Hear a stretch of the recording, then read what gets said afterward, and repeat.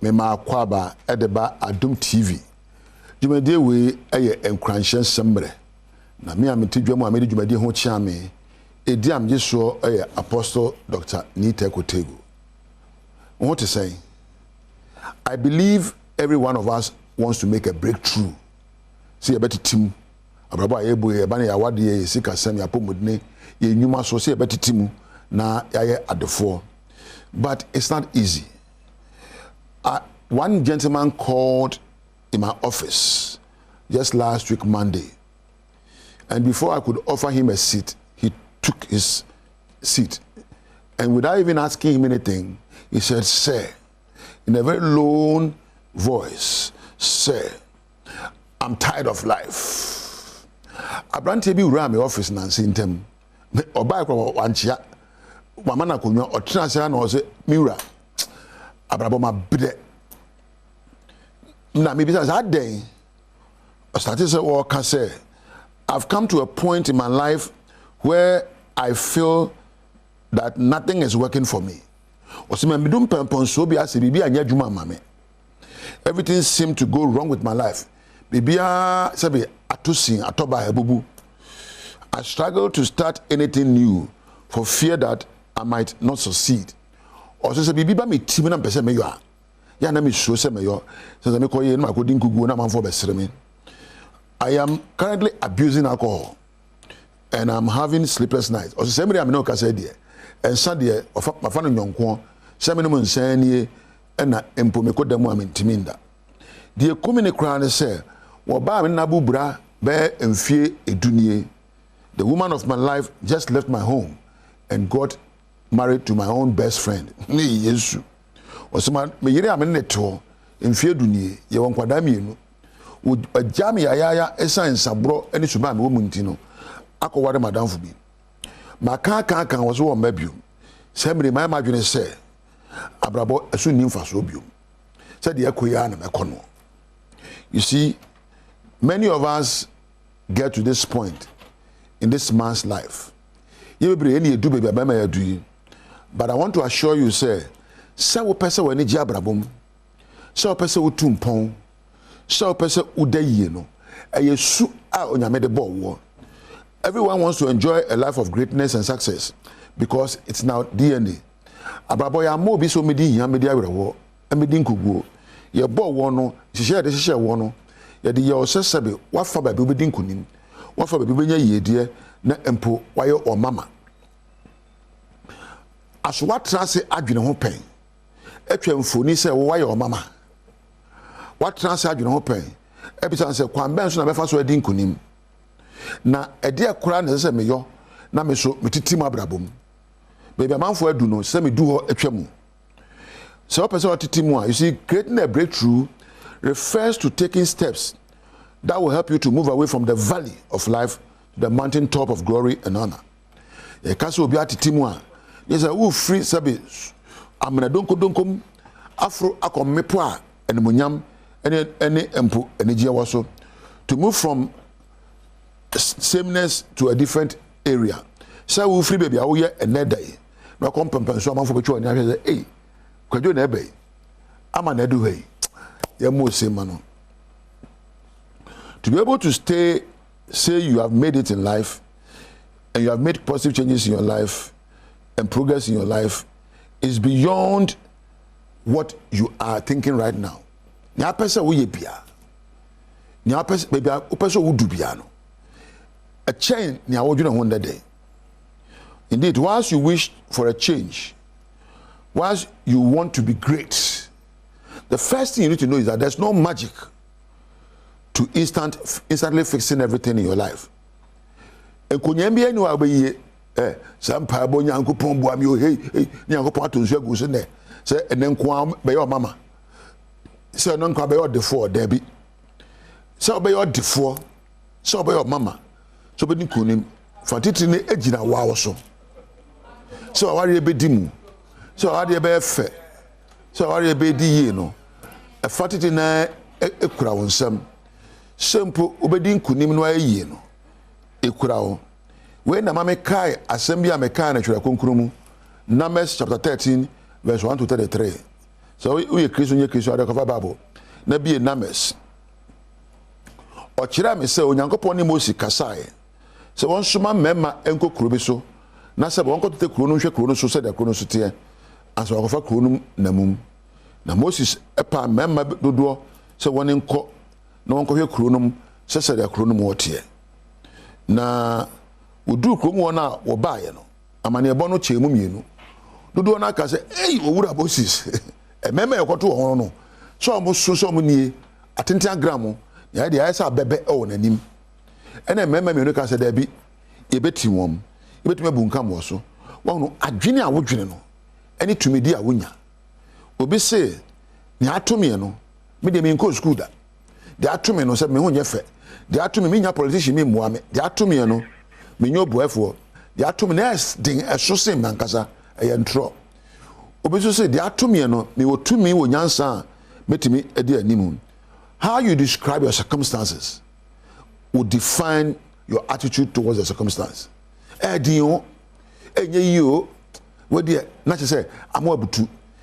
you define your circumstances as challenges that you are able to overcome, indeed you have the wherewithal to deal with it. And then the say to make a breakthrough in your life, to climb the ladder of success and greatness, it's not by a magical ones or easy road. It depends on how you describe your circumstance right now. Kwambe nso na ofra warrior. Kwambe nso na ofra brabo. Ene be kire kwa befa so ape eduro ama brabo ayemre. Aha ana meja wo. Meja wo na kai se me no kai Bible na asem. Numbers chapter 13 verse 1 to 33. Ko kan na be hunu nsem a me kan wo no. Me ka se de kama minti. Numbers chapter 13 1 to 33. Ebe kan sa abakwasam na kire wo. Se de onipa hu fa no. Sana ubetimi akabrabo afa aha na meja wo na mede na ase ama wo se onya mre ehwemie me da eja Webek ampedu ase na bada Sarah na Thomas ase se woni bo machidom e produce ye me gina camera ho na me da eja Jonas na mada wampo osmosis ase se wonyina e kabo mu ne adom adwumayefo nyinara onyame nhira obia onya mre hwe de woni onyame entina say mo akwaba emo achemra Adom TV Badwam dwumade no ya hyase dada nwom to aba ma ni tekote godin kwanshenso room de adu so no ye kase fa chese ne atwentwen na ase kakra na ne etodwo omu bi no Franka tuni de mandisi amanyoko John Dramani Mahama se kendini pa ya obebu manfie nan eyesen de obebu mfie nwotwe nanso no kra bia ni mo ne ahokere ehon sam no ye de bebro ne nsembi midindi afia amankwa tamaklo ko Facebook/AdomTV extra Go TV 119 DSTV 280 or YouTube Adom TV tube afeje brenity said and 70 mu no etie Franka tuni de mandisi amanyoko John Dramani Mahama de to Ghana fo nyina nim said ye ne MPP amanyoko no eka try me no boa osema munyine ni fisa sa na mampani na adodan kwa kufu ado kan ene de ne ede ababe wie mu wenne wo makopa o won campaign ho ntoma wotamale no den semi etuda. Years ago somebody came and said try me Monso Menhwe. The result is what we are seeing today. Today, another person has come, and he's also saying, try me. And he's saying the same things the one who has helped to put us in this ditch was saying 8 years ago. And what they say is that, if after 4 years I don't do well, change me. Sanso dia tomanfo nyina enimu se ma wonum ento aba MPP amanyoko ni sanse ekobasa efie nan edi enimu no na manfo ama na hye agukwa.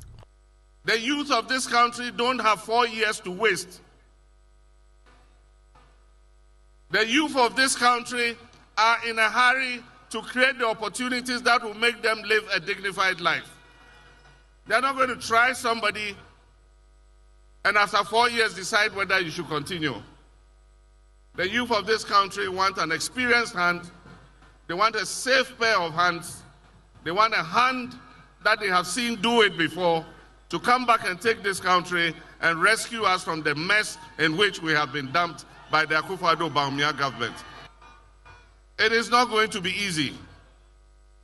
The more I look at the figures, the more I look at our situation, it is even worse than what this government is telling us. Tumedi no ase so wasari tujo chire mu se won kase na memuo na etwe mu no na ahyase ne na ye de bi nanso waso wode toto enei MPP de no ehode a na yeso wo yade pa enu nsuni. Out of government for almost 8 years now. I did my best. I wouldn't say things were perfect, but at least we're making progress. What I can promise you is that I will be truthful to you. I will never tell you lies. I will never tell you things that I can't do. The problem with this country is that our policies are based on the short cycle of winning elections every 4 years. And we are not creating the foundation for this economy to take off. And this amanyuku no agidi ye pa se raso se omen wo yensesan ye ewo mu senti John Dramani Mahama edi atuja se so onya kwanya ba bedi man so emfie na ye di animu no enya de set bia oman no ewo mu no de besie manfo. And so we're not making you promises. I'm promising you that I'll work hard day and night to make sure that we reset the fortunes of this country. 4 years of a good leader will make more impact than 8 years of a dishonest leader. It's not about how long you serve. It is about how well you serve. It's not about 8 years or 4 years.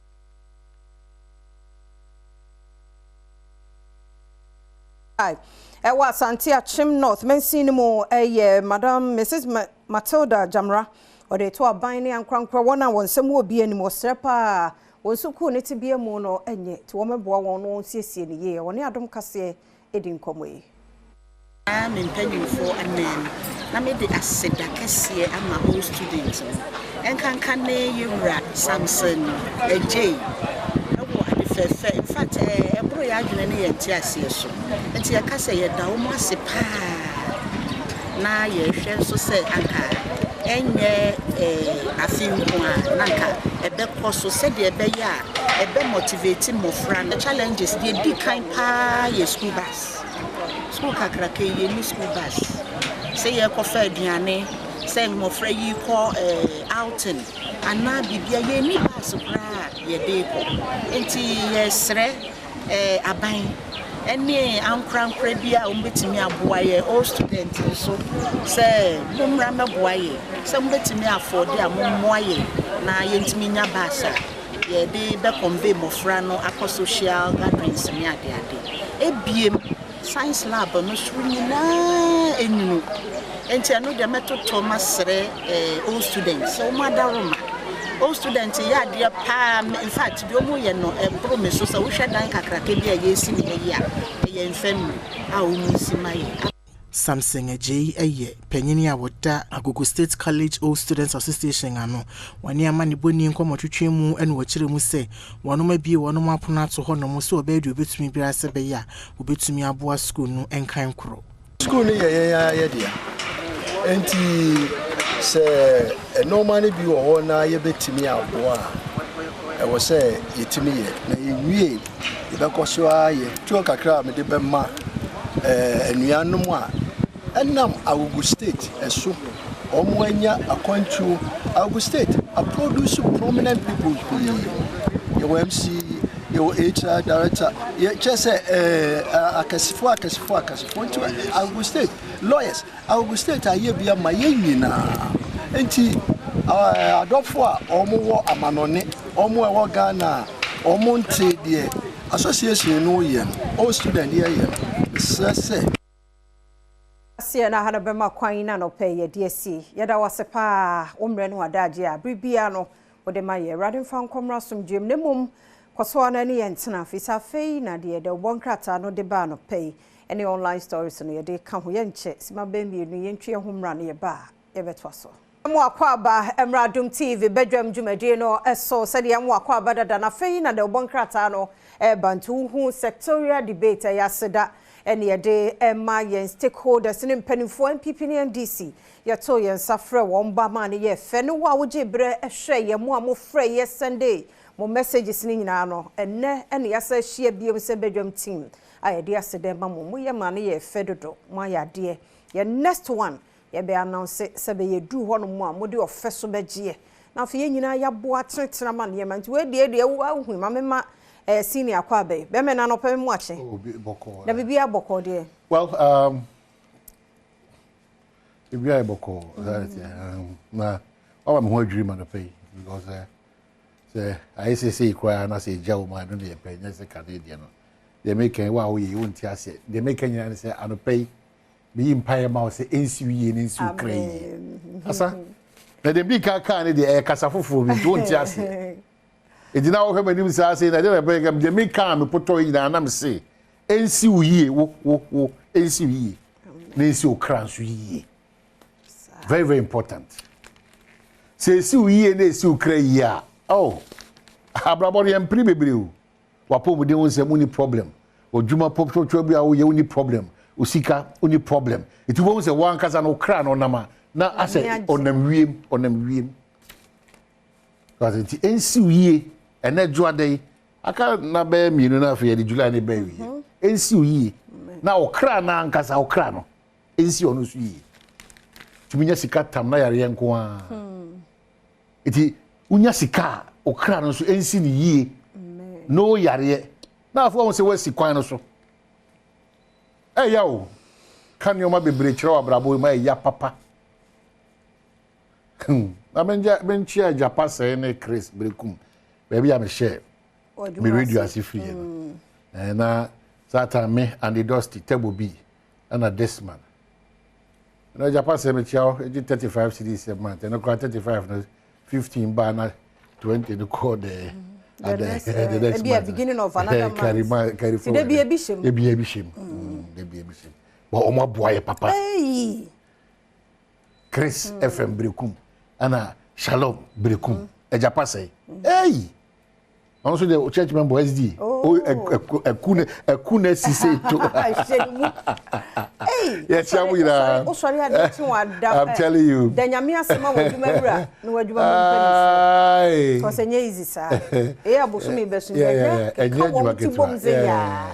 Eso mu tue adwuma ye foka if you are papa tue ye kra ye practical kra ne bo sum da so nipa be tre pa na wo be pe bibidi a chi omo no enye joke yeah enye joke enye easy yeah te adwuma omo ankra omo bi omo nyuma nyina o Ghana ha na mi hira mo onyame nka mo you know na enkoso ye timo frustrate sometimes mo wi won so a kwan mo de adwuma ye fo fa so no emo ya mi se ba ku bi emo ya wo ayi hey ma 7 hobe yeah kwabena Duma kakra nenso the way o treat you all yetimo frustrations na in fact o set up business we business in this country it's not a joke it's not at all you be catch Ghana for so munya akwanya ye ankran kra adwuma ye nyama ba adwuma so ankran kra adwuma say enye easy say do mo sie titi o mo bodu mu pa timi set up businesses no so unya akwanya betina sa adwuma ni ma private business ma be sraw enye wadwini say all the just 2 days ebe cover up to say the adwuma ru an si e born brand enye possible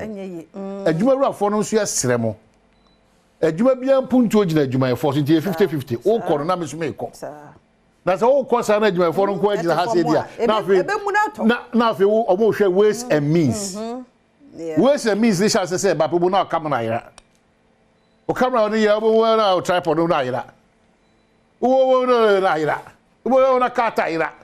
Next one said, no, there's a problem somewhere. See, a balancing act, Mr. Remo. Oh, you for no, and pepe. Nay, but when him said, Uncle Craig, you may need be. Hey, what me catch him say, fear. Hey, men no me home, say Ghana ha pa. Yeah, and nay also so be a tax and pa, pabrane, yeah. I mean, one adwuma efo nyina so am tax what tria no. Hey, say o kana afia adani aro. Sometimes no, the fear can are frustrating people do na moment to call for support. And yes call sprinters ko he. Can you man anke gukwa no ho ko atimota kokohwe enuma na nke gu kwan ho enani nyina collapse I'm telling you, frustration. Because rent no kura so kura what another matter na me kope baby akoyi 3 baby omo kire baby bosumi na so oje 150 debi afino 150,000 Ghana cedi. That's 1.5 billion. Enti me busa me ho say 1.5 billion me kwesa investment na afino be do no na me ahia aba. Enti say no the pressure no beto consumers no so. Enti just wo kire ne de yenya ye ho. That's a pie. I mean say me de kwaya me pese mehwe. So ma ko di dwane ya ma me pese mehwe. Wa ketua no wo hwe se de ye tete wo atete wo sa so still. Ye besa to wo ba bibio. Tasa to nko a ye tua. Ba me kwabna de adan no mete ye nsesa na tia. Omo ensesam constitution ensesam maye. No wo bia wo ye Ghana ni bia from soro. Beka fuma so bia tua tax. I think that's will be a tree and capression baba from kakra. And you one crown crack. And we know the talk to me say, any part of do so. Or the fetch it. Says I can see what the fetch it. No crown, no be the idea bar, no a tea. Adiano so. Now, or your French because now can they be at all filing the tax and bring you to become where a pedu comes out of the I feel no abam fufo. Ye afa within him into nyabotre fi no aba fufo. Ti wa aba fufo bi ore nyabotre. Ano de. The say rapti akoti company na Kofi Kwabena. Okopa adwuma kaka. O say onye adwuma kwa de tete. Wanya bie na register no nko ade. Oh rapti. Kofi ka che rapti bra wa bre no. Omo ma sebe ya bebre youth bebre awie school omo nya adwuma nya entimi ntwe omo ka bi kura ya so ntwe omo ka. If you are the ebedi nkomo. Esa ano de. Ada na mema dodo na ntimi nware. If you are the ebedi nkomo no. Na me nim say ene no. Enya fine boy who you mugu kura na onu a. Ija wo system ni ma. Na dey fine boy enya you. Ene dey. Fine boy. Enware boy. Na fine boy no way. Who the boy no cross us so. Yeah boy. Fine boy was to who was sika bibia e fine. Anti say ye kura e tresa ni e usika. E betima ma na ye beju kama. Ma was sika dey open aye. Who usika. Wo shatade a wo pe. Perfume a open na use. Pabo a open na ato. Enti dey. Nya fanboy asem. Mugu kura na. Se wo cash nko adia na suban eno ka ho. Ba mugu kura na. Aho fe pa na kaprema. Na be de didi. Yan ko so to boss na de be mu dia ko jide de be sare be politem. Ko obi po. Twene. Ere July de to so de kro. Monday da nyame asese odi abesi na maka to say nsiwi na nsi okra so yi. Ye de koyanim na otwe nyina onyame adom ebe yi wate. Na wo so de ye bibi. Bibi ye bibi wo de fa onsa ka bibi. E na omo yansa no djuma na afie kan. Omo kwa no mo ba mfa so wiase ni. Enye izo. Eti wo no ya wo say obi technical school or ko eti wo sere. Jesus ani ko only focus. So wo focus. And the fita for both 3 4 omo ya yi omo ho ba mfa so amana bo so. Be proud. And then obi oduro nipa kro enye adwuma ketwa. Correct. Omo sa de omo do ne bo de ne. Be proud.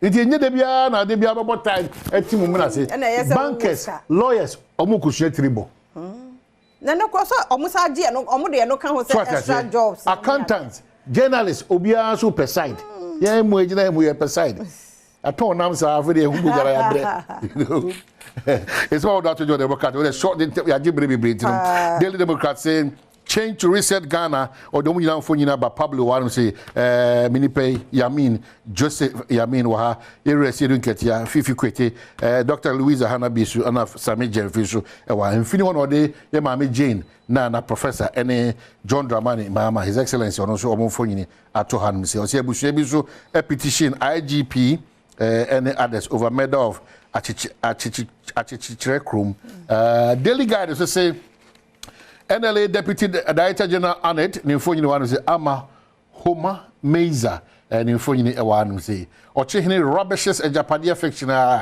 Please, can't tell me the number one was a day. Contumponia Kuhisem can't tell me the number one to Casa. We the home for so say, or say now, or checking and now I'll chim mine, no Mujamona Suda, Mujila Brane, Nepesan Kratana Modena and the baby. AU adopts the next payment system for Africa.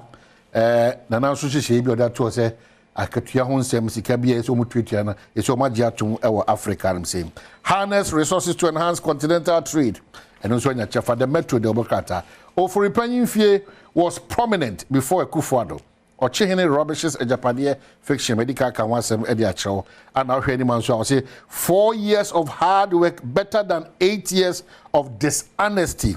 John Dramani Mahama and Aka saying, don't dirty new houses as you do your barracks. Henry Cotton Akache, a ya posifono, a Sremo, or barracks on the young can want some fridges here, tomatoes here, genies here, and goes here, and it won't in a BI.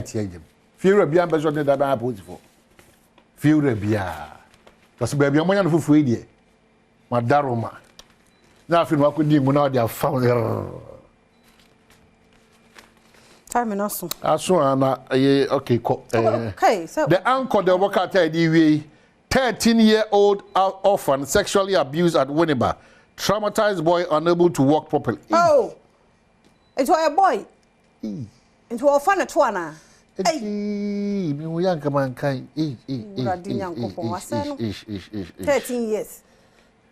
13. Where's he at Chini Panitum? By now, my report me assures the action. No, yeah, disabled and they don't disabled. Your power number to me. Oh, you 13 years.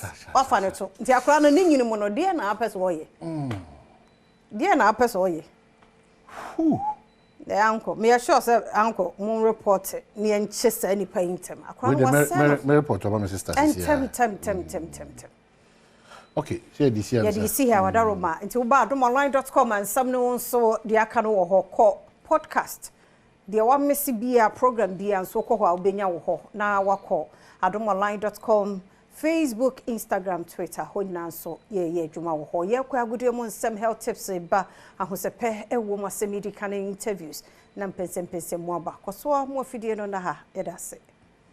So yeah, I go to some net twice so ma wo bedwam so some net so there's a fata south of point so ya chene kufu na ya brosa yes ya bana de na wonim se abribia ya chawade kakra ntwen ma bronya ne nuhu ansan ya hyase bronya ntam aha na Adom FM home makeover the third monthly draw on enya sam keto akra na abribia ya che ye chade na school for na kan ho am ye chade sa Adom FM dia ba ti ugina TV ho na bibiara ye na school no atwa picture now they are sending a himwa who say ampa wade ne heavier na ya cha wade enti eno ne sene nsam no so si atie or nasco fo aka che kwa ni ma meka won sem bebre na na de a che say joma no choba na pade bo twa me producers ya na wakaide na nkasa ka kejwa no where kasi elu where ye ba sha say the Olympic Games and matches are order ekoso no a man family member from my Pinso Memano France Burkini by a goal to nil Argentina. It wins 3-1 over Iraq, Ukraine about Morocco by 2-1 and USA bought New Zealand by 4-1. And we may manage the South Africa for a coino.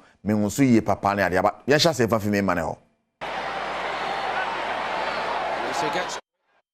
You go show how the other games will go and tell no one someone me man from no. Emmanuel Spain about Nigeria by go to nil. Nigeria first game, second game. Oh well, Brazil, Japan upon 2-1, and Australia and so bought Zambia by 6-5. Canada and so bought France by 2-1. USA bought Germany 4-1. To the Kanka Nigeria, qualification is something which is their papa 2 games on Luswa. And I guess I quite have you. Yanko minus to the anymore. 6-5 over Zambia. Tibadi Cambo other results to the story. Actually, I could more precision games. Also, and Celtic by Chelsea born a Canine Chelsea and Obia shares about Badwam when you're ahead of a new season. You know, a pre-season friendly games. Now, you go back to the Olympics. Now, you already Koso Honomon Ghana. You need to go to the actually. Yes, we better see when man for started go to that, but you say be chassis or swimming. Then a Dutchna. And Ghana a first event. Emunche muni. Nesahini edema team Ghana Joseph Paul Amwa ese omani abrepa omon konkoso Paris keke enemum podium ho omo akugina so se na be ya omombo dimbonti omo bechi meda e de ate oman nanim. Taking it race by race, I think is going to be like that would be the best thing to do, because you don't want to go in there already thinking about the finals. You got to take care of what's in front of you before you go to the next day to try to get on the podium, and you can't get on the podium if you don't make the finals. You want to get on the podium. So being number 7 is something that we always talk about, but we are not satisfied. We want to make sure we go in there and then try to come out with the ultimate. The ultimate is gold, but if we get silver or bronze, we're still gonna be happy with it. Wow, I tell you, Joseph Paul Amoa, and then a Chidom catcher and say a bit to be at medal war the Olympic Games here, not so papa, but women vogo, a bit maybe be Shannon Sumame, say the third monthly draw at the Adom FM home makeover and Nasco Cremuno Bastard and Dending on the 2nd of August, or Electroland Ghana, our ring road. It's a 1 year draw on the and Yama Brina at 186 liter bottom freezer and a 50-inch Nasco flat screen television. OBD. So now Nasco product and we picture back and you bisa questions been worked na yechicha onema ko anim sa ne ade yes Adom FM na de sa adwuma de aba yen kopi mo Norway nsensem na anwada nsensem bi pie enuan mo bi so mo aye Paralympians na para athletes am kopi mo wo Norway am kwa kosi akan am kodu ye no nipa 11 ye hu ba bi obi afa ba ku ye ehwemu aye se afi signature ho nsensem chese ensem no aye basa honorable sports minister Mustafa Yusuf the same to just say one of the unyaya na obia ne ho bebo asasem yi no ya chena tum investigation eguso koso oh me juma ne say me bo security agencies for no almost so me mo hu say en ade na information om de amame no nkrofo we ABC de yen nim ho hwe ba yen say we agency national Paralympic Committee for and answer say no more makoye investigation. Omo ye investigation no so mo hu say omo defa omo no metima den edomatum and no me need sa capacity no. E o manage budget pa say nka e sanitize this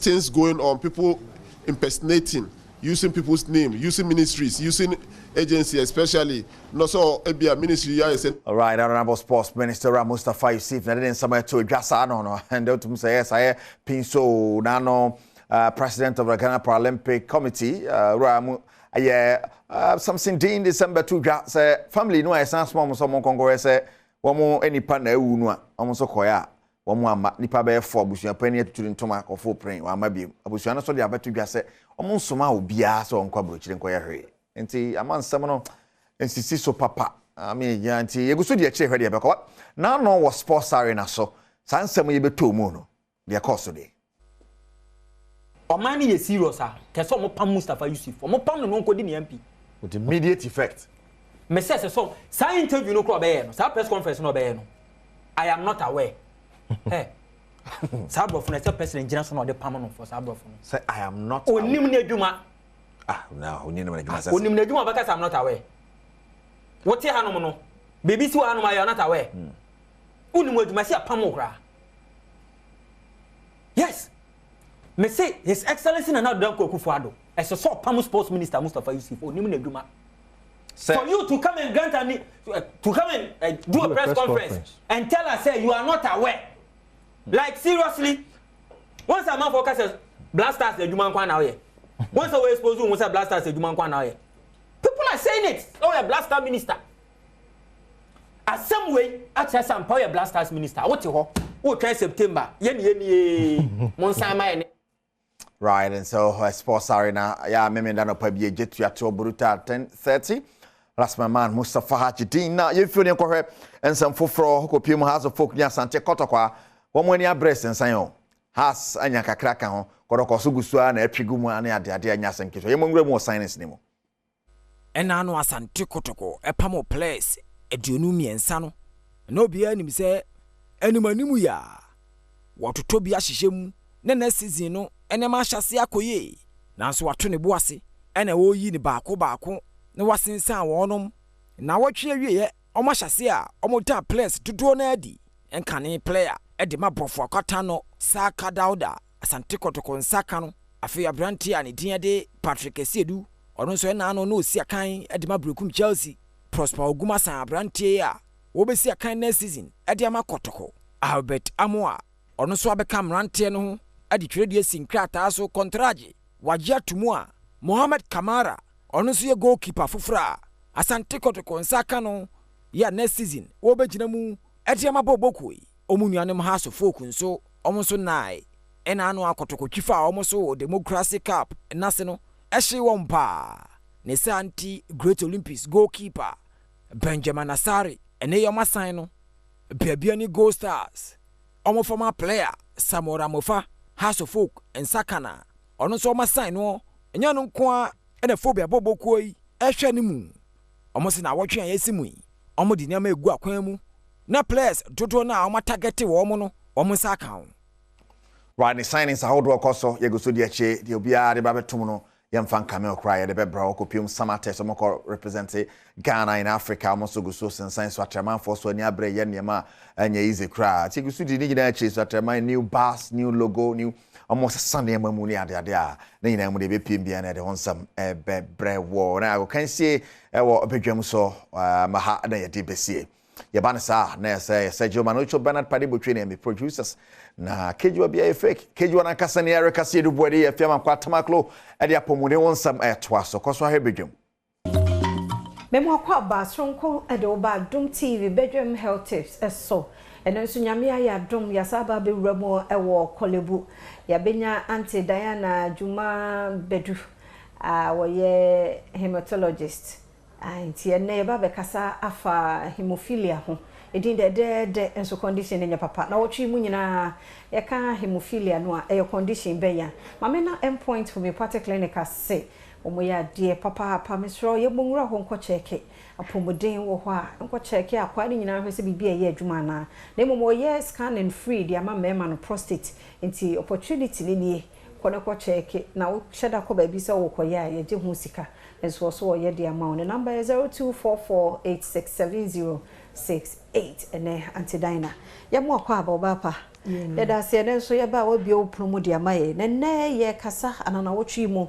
wo se ye nkasa mfa hemophilia ho ne din de air condition ben ya yo ifia me da se ye ka yare hemophilia na ye hwe yare bi a e kan ye moja okay ne tosumi no yare bi a ye de wo ti no so nimpa no ye be wo no na yare no e wo ni mu sa yare no ye fa nimpa oha omo yare na mu nchiche mu eduoson e wo etina oba ne kosua so e no de ma ne ma mema ene mu nchiche mu eduasa na aka ne de e bibi etechema wo sa akra ni mu okay enam se eye yare aye de wo so bi wo hemophilia o de tina ne nkwande nyina kana mema na ye de mom ene se oba bia wo nkosua mienu ye bebia ye science no ye fe no X chromosomes into wo mienu ena be ma wo X and Y na yare no insan chichemu eduoson no etina oba ne kosua so a saa X ba ko na aka na ebo oba ne ho ban ti oba ne de onkyere yare no esubia okay saa fentie saa oba ne ye se oye career but why ne de protect you bia inti no ansa na akora beba no o se kosua ba ko fi maame no na kosua inti se X ba ko fi maame no ba na be ma no de X ba ko ba saa akora ne be wo no oyo ba SS no ayo ba okay be ma no ne wo Y na ye be ma okay inti so oba ne de X ne ba na be ma ne de Y ne ba ye be wo be ma okay inti na je se Y ne de no wo be ma no inti oba ni de se atena ni kosua ba akoso a eno so sa kosua no oba ni sutumi se me de yare ni so no nkwa na be ba de bi inti akra be ma obefa kosua na yare no wo so le fi ne maame ho no se ne papa de wai ne ba na chese ye be wo be ma ba sa be ma no wai no ofa fi ne papa no embo ne ho ban bia inti obe show se yare no eso nsenche ni okay e ma na omo befa ne yare no wo so efi maame no ho na omo befa omo papa ne ex no ono ye oba bo be career ti se maame inti mostly man dey ye careers omo ye career Inti saa awofo saa na oba no etena ne kosua ba koso no abre bi obewo ba be ma bia no obetimi awo ba be ma owo yare no ana be ma oni yare no ejina kosua na obefa no saa so na abre bi obewo oba ba bia no obetimi awo ba ba oye career ana baba bibia eni ne kosua ne so nti no ne kwan a ye fa so a obi de nya hemophilia no efri awofo no but nchichemu eduoso ne de etena maame ne nkosua ne so nchichemu eduasa ne de obi eni yare ne bi we busua ne ye bibia esi ye wo saa akra ne mu e ma saa de na e produce we no ama enti na akra no enya yare na e common so e common nti e fa mema bebre etimi ye ma ba ye oba na je se ne maame no e ye career na ne papa na so wa yare ne bi into oba ono ye career no ko wari be mo no so wa yare ne bi dia en yes akra ne fa kosua no e wo fi papa ne ho no e fi maame ne ho na yare ne wo so no be fa ex no so fi papa because papa ne de wo yare ne bi ne ex no yare ne wo so into saa oba no obenya ex mienu ani nyina yare ne te so saa de obe tre yare no e ho insentwe ne ba mpepi no nchichemu bebre na ye emema ena ye ombat etimi ye emanso na me Adom ochira na ato aso yada senti nkomo no na ye bie ni so de ama ona wotwe mu eye hemophilia no saa brofo titiri fasedama endpoint homeopathic clinic china nkwa hoden wo ho akan ho simanum na ye yada se online de aba agudie mu nsama ba ma health tips abane e wani gisempa de mamo ni nyina no enyame ene mo Adom nti ene de ni gisemi ebey mamenda majoy trish for ase majoy trish on madaroma on address me kama fe ti satade ene atade bia for occasion bia majoy trish okọ Instagram mo ho medress o kama fe na ni gisemu a anopa mede ba nyina ne se ye nyina ye beka ya be 2 to 3 months ye baba you akuma fe ye de beto monim se sebi ne ba no ntokro ni ho ne ade ti momwa na ye mpesika nkɔhwe no nyame Adom musika ne bai anese fo papa bi enso antena so je se wo mo adi akoni aba menne ya bofra no bibia ye kama eno mo aba ede ho aseda ebremu nti director wo back anki enya before near the after the bar ya na emano ye fe wo hwese de na maami esu nenne wo hwese de nanim tie na Erade aye nti ye ni before no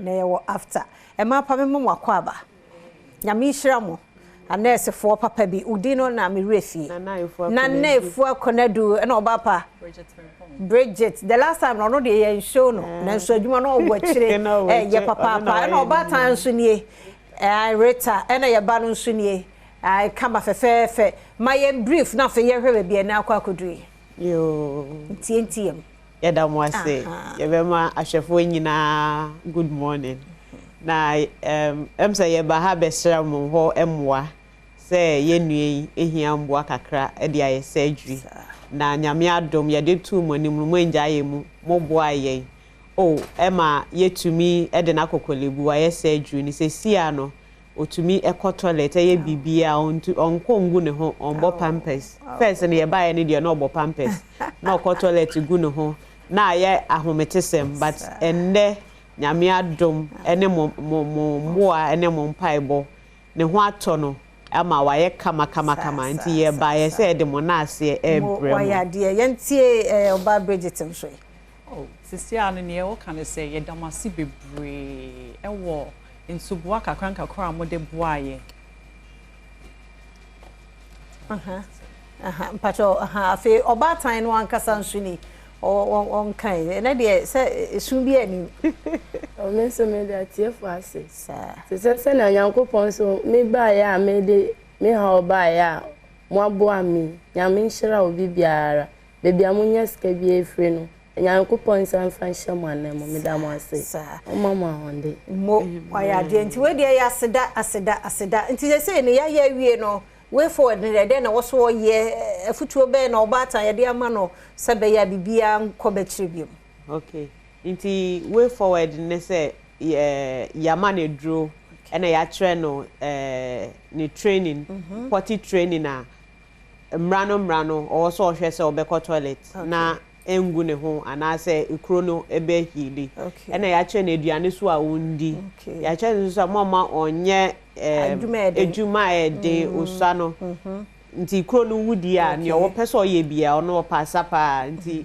ikro no wu a ne o pese oye bia obetumi aye na yegina we so ma efutuo se wo ya ma me na hu nsenkyere ni bi wo ba ho a mentena so hwehwe mmoa ntem se ne ebe ya enha akwala no na Michelle enti they say obasa ko review bi ma na mpatwa nekra o san ko review but ya say da ye dey baninti obekọ next week oh na say nye late na obetumi so akọ yo they say they mo mawie mo adwuma mo facility no wo hen na ja me patwa ye meme ye public health nurse ewo Esojaman district directorate na ye mami we ewo South Senche health center ni nyina wo Esojaman ayeye akosommo mpacho an nyamisha mwate maya die se mo free akosommo na mo bakolebu sa mami die waye ono na oye edwuma ne kese super nyamisha mu nyina bako nti ene yemfansi he na aseda no na mo de ba yo ye da se na mse mo ye kura yensem achede kitue bi na no so ene say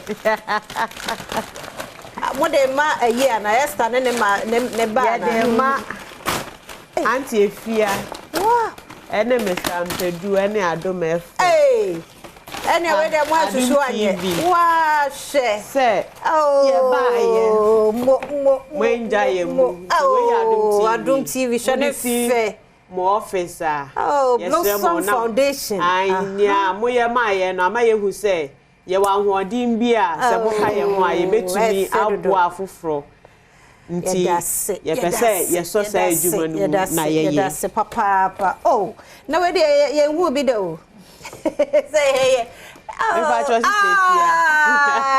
my God nti so wodi eni wodi si udem ampacho ka ye say papa na oye ma ye no yedase papa Theodora enene ma me se wo modase yedase nyamishra mu ena me kofi die ni me da bedo oye kofi ena me su mi ye fu na su ye fia Friday fu nyamishra mu iti me stampedu ye da wase ye shi aya ye kai asem wo je ye feel so na eye ya hoho a eye wanwampo wani awa ya amaye ye da se nyame enka mo ho na omama ho de na akwanya foforo ba yenim se ye ba mo besan etie ye da mo ase we dey me say menko a me sempa enti no on behalf of Adom TV any Badwam team no Mayenda Blossom Foundation for us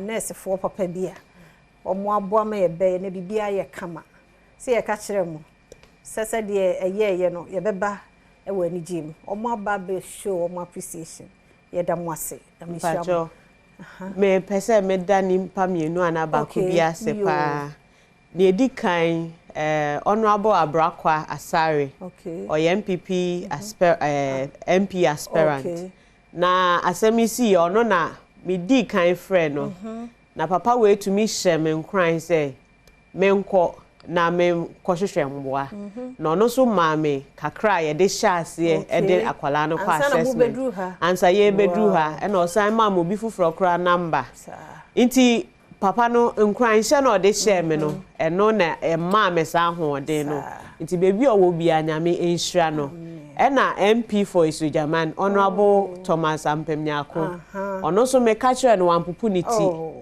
oyi sikafi no common funding e de camp ne papa ne de ma ye no ho ma ye de share assessment na se bebi owo bi anyame enhira no no nto wo munkomu na papa so a okaye o kire kwan ma yetumi ba ha no ono o se ma ye mbonidi ba bebi owo bia no pe ye bakro no ma ye ka nyame nhira no na onya ne kese wa ma ye nso yehu adefefe ti se ya ye se ye da wo mase nyame nka wo ye da mu nyina ase sister we dia na ye tears of joy na ye da se sa nyame nhira mo pa ye boy rade mpa ye se Awurade nyi yie mfiri nyarewa no ne bi atititi seyimo na ya na ano odin yeda mo ase yemfansi ha ti ewa fidikase so medin de Sandra Oheme ameti wa adwuma entertainment Ghana for chemu a woni sa Sandy no we dey jayo oye guy sister Sandy be a guy we a guy one and only goddess queen yatna se aboafo etamachi more cinematographer say twa me go from Enoch what this side Papa Sofo Christopher so what this side Master Israel omunyina ahye nyema say yemfa nsem no ensomo over the weekend in Sempi course so etwego social and in the media na so na ide bia meka say woni adaje enti no me ma said yes semester nsem ne so na me de bi asomo ani jesa monko a osmo ensemble over the weekend great people great personalities. It's me graduate every Gimpa. No other for first degree for ye be catch us school no kokra mpo nye easy. Se ube suade, se ube di baba akwatra exams not to talk of masters. Na ya de hye lawyer twim no ka ho, twim lawyer twim oba he no ka ho, A+ ka ho. Na aboy ene ne kese pa Ghana entertainment industry no obi ebo na ba so. Yo, osmo give it up for Stop boy. Yo. Brana yade. Brana yade. Asida kese pa pese no enkoma oyire because ochire mu na no se ne yire o ha na ne kwoto forms say ubekọ school to aso. Enti wan hu unu kunu wo ho na wo tie no unkwoto forms bi ma ne nko school. Stone boy na akwoto forms say abrantie no etimi area school. Ni ehwe ne fe se ne o shagown aboy so area school graduation party meet and greet akropon ho squad so adwo mo din weekend ba ho na me say akropon de nka wo ma ne right anka akomi krom akrapem late wan jirem ki na ye fa ka be hia wo that side eti eno ne anyigisem a ekoso e wo that side enyange ready no Mr. Welbeck bo mo nyum no mfa hu mo na ase real quick ya be mo de be che din fidie na eye adwuma ba ne sensio to e ka no kakra na mo so mo de a che style be bi se na me ka stone boy asem yen kwhwe emercy sia Intino enumu ana yasa toche no one side wo bisa se wo wo hwe no wa baby da wo maybe da wa but when enim ni pakro when ni na ye boa no aye kan to whom it may concern it would wa hwe yesi akutia wo hwe enim ni ra twasutia mame na hrebra sisia ejina na ababa wa the standard of beauty Ghana fiodo ochemu anano asem okan no wanka ne ye obeka say TGM no no Twitter ne so to be mane izan say no team can promise or to be mane ya kache aboy say oye old into on baby ntina na abaya ne sro nyame ekwa asori papa ntina waje atum say wanye ne ye beautiful baby ochemu a asem no kan ye no wanka ne ye abusua ma ye ntwima ye ncheche mu bebre ma me fancy ha say na minjina Ghana fo nyina anemu enye so ma wafia next time no ho peprew na wani jebro so a ya na wahwe ka say what ya say nti afia we de achew abo akwa me show so no kwa na kuma mu hu se ne nua keto a wode ache na afi musumu susu ntwim we de onye ebone de onfa boy amunyan sa obi adia na obi teche na no why you trying afia ya de achew wate ya de achew afia na so na mejina yesi ba ko hema ba me ba uzo hu Miss V ache Miss V uhu na che mebo a echolome uhu na che David Diva medoko afu a abaya na pie mu ogem che se bibi onya de pa what I say what just say ono keeping it natural on a boy I'm a natural girl yeah oguso esa campaign is say gym na abaya na building Nipegiano Miss V way say don't pay attention to the Nipegia pay attention to the song because you na che o free links e mun sensem o free honom na we just say so nim Ghana for that nasty yes and on to me blow be and why you ungrateful na mu say ya it's naysayers wadaroma it's nefo no mo fa say no kra meka ho abaya ne de bi beto Miss V wuja tumu aye wo ho e de ma opeye and am ya gisem kwa na me guso eto aso a efu asanto aya baba we bia okotry singaton no na anye yi na emu ho na comment session, Comment Readers Association, JRA. Ye boshia no motro honom say. Abaya no afeli. Na mom get away story in crime she be wo so obi ade hye ne ho crime. Because ade okoye ye no. Anye you. But emu any just semni niema efri mu be mu ambassadorial deals na say hotel bi near na to ano. Enra kra de that story ye no. Ni krom fante west ne hema. Ni krom fante. Na chese ye ka say be mindful who you marry ka say boa. Papa yi a stronghold. Edi ne yire I was mo bomma Mr. Dua bomma papa yi bomma no. Papa wo ya je dodo. The piano o support o we ni ehu FP yi. Ni ese be ma to tu achire be ma bo me wa no ka say. Ba we di oba wo to sekan a we ye be fofra me ami na me bu me de. Oba to sekan ye kuta be ma eni. Wa hu. Enu ni yes ne hema ne sekan no ekura ne wura. Obi bisa me say odi na ye fu a na ye fia na me say ye fu a. Comment hona na obi so tro se na ade ne yes wo hema wo fantifo krom na wo katwi. And I'm saying, Papa won't show anymore. What? Because tea, fancy, Hasanti, Ninaya, I can. Okay, so what I say. Be a movie should be biaga. Quanim na memra, na catch so the assemblam. What? Na catch Aquacan assembia. Anya Ghana for day. Me to me a comment there, make an association to meta kind. Make what kind wo near mano as to say. Kofo Jemna Kacha Asame na moke. Ya holding mu down for 15 years and counting. But still Kacha Chema Ghana for numbi. I am grateful. Ka kumia jene kwa no mochinanko bloggers anko quote. Sister Sandy said, "Wada makacha na kan. Ti yenhwe mercy sia. Wate? Eni yenhwe. Ti asem no na wawa sum. Wate no. Onza ya na nsem no. Re nipa ne watro. Ghanaians are the most ungrateful citizens ever. But utie asem no a artists ni chemu a as a Ghana for ye ni nso de ye wo. As a Ghana for no de bia no mu looking down on our artists. And I idea ekoso. Sa Twitter hono a slippery street. It's about time mo be ma ye ni aso yen ye de. Na me say mo amohwe video mo comment mo anto mo bo enti uhun caption na dem so control adwen wase ho ye bia maka say learn to read and listen say wakwa kan tagi akwotro wonsem wase won say wani ewu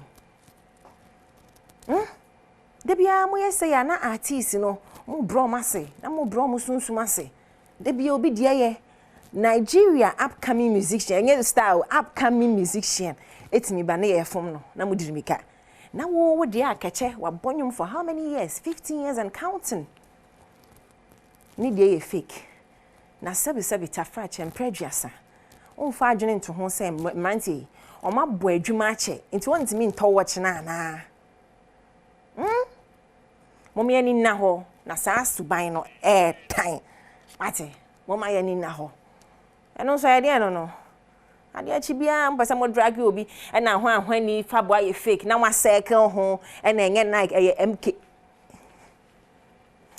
nya iseke wate mame fancy na me microphone happy kempaluta na kan onyum nim ze boys e kope obeti o nya iseke na America say anyum na fama wate mam yesu en kind of mente mesemo mente happy birthday en call en fama Natasha in Shirachumesi 9 years uko school Accra Grammar School yibi we free o papa e honom happy birthday na happy birthday enkoma okatechie eje sikapa osmo bomma brantie no eba ne twi say aye mo akwa ba bi Adom TV Badwam dwumade no so sister Sandy bi oye guy odi ahosepe abred edu so na ejuada Intino Kennedy digital satellite for Abba.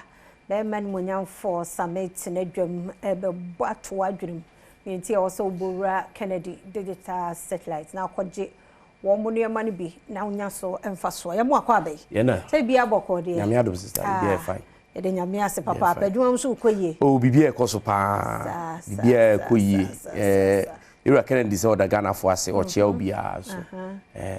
Na anopa yi no akwanya na san beda ho bi nti e wo se ye mu bi ate ase unze emiri bi du ewa bruche to the bia utimi obekọ yesi reduce to clear. Yeah. But this time no near ye ne say ye che obi 2 months say near uhia bi ye home appliances. Bura Kennedy shops nim. Ne kotua se bia wo nya sika ni nyina wo de fa 2 months etuatua na be fa wade no e fa kofie. Nti anopa ye be chia Adom TV ahwefo nyina na yaka kire mo say yewura Kennedy digital satellite say ye mo obi bia nka ye air conditions no emre we na say to air condition because emre we no ya na say dia wona banti ate air condition so but we abo say kim e be say pija enti be ma trick no by this time we are state developer we are contractor we see adan ton we see hostels we see hotels and I say we cry we are young man we see so awo bobra but we air condition bo dan mu anka bia be guy more so this is the time I say Owura Kennedy shops ni bia mu na wakwa dey akotobi because e bo na ba fom pa na maka say ifiti 1.5 horsepower e ko nyina ye woni nyina bi ho dodo bia wo pe bia na de ema Kennedy air conditions ni e strong ko ne say ye the latest technology ni R410 gas ene ye de aye nti e ko ne twa hoden dodo na afi gas nim na fi kakra wa yuso nyina ma hoden kakra enso dia power nti obia nya bi also asisi a na edam ho achile na office wa achile nti be pa cho CEO Mr.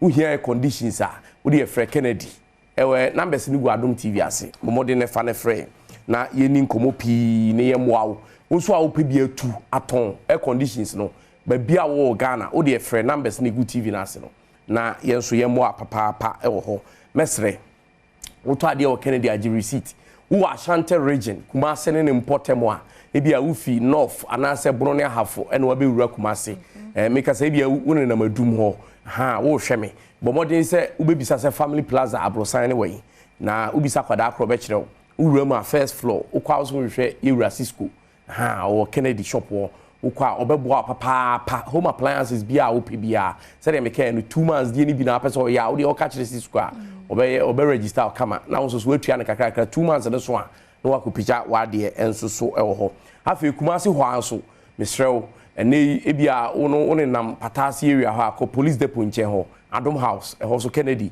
ye butu ho no ma ye di djuma papa nti oba na no so ya boa na bibia ye kama na ma any inkomo akra about televisions we say football season na room sports for nti obia wo TV asay no sabre so ye bra ye promotion de ma TV nti TV minimum inches wo pe obi ho pe de kese obi so pe de adantema na nketwa ni nyina ye obi ho wo de bo saloon wo de bo office wo de bo fie ana se nei wo di eco game center akoyi matches bia ma wo obi ahwa Mr. Obra Kennedy digital satellite na TV de usan ye ho a ne aka nyina wo twa yawa adwo me pa cho se wo se sika ho ayede nti na ya na ye bubo so saa e de kire no nti wo to ade ato papa ne preko ade e be cha ma na ye papa na TV no ye wo de 100 sanso e 4K ye wo de smart TV ye wo de digital TV ye satellite TV ni nyina bi e wo hodom na ma kire curves TV curve ni nyina bi wo sleek ones no so ni nyina bi e wo ho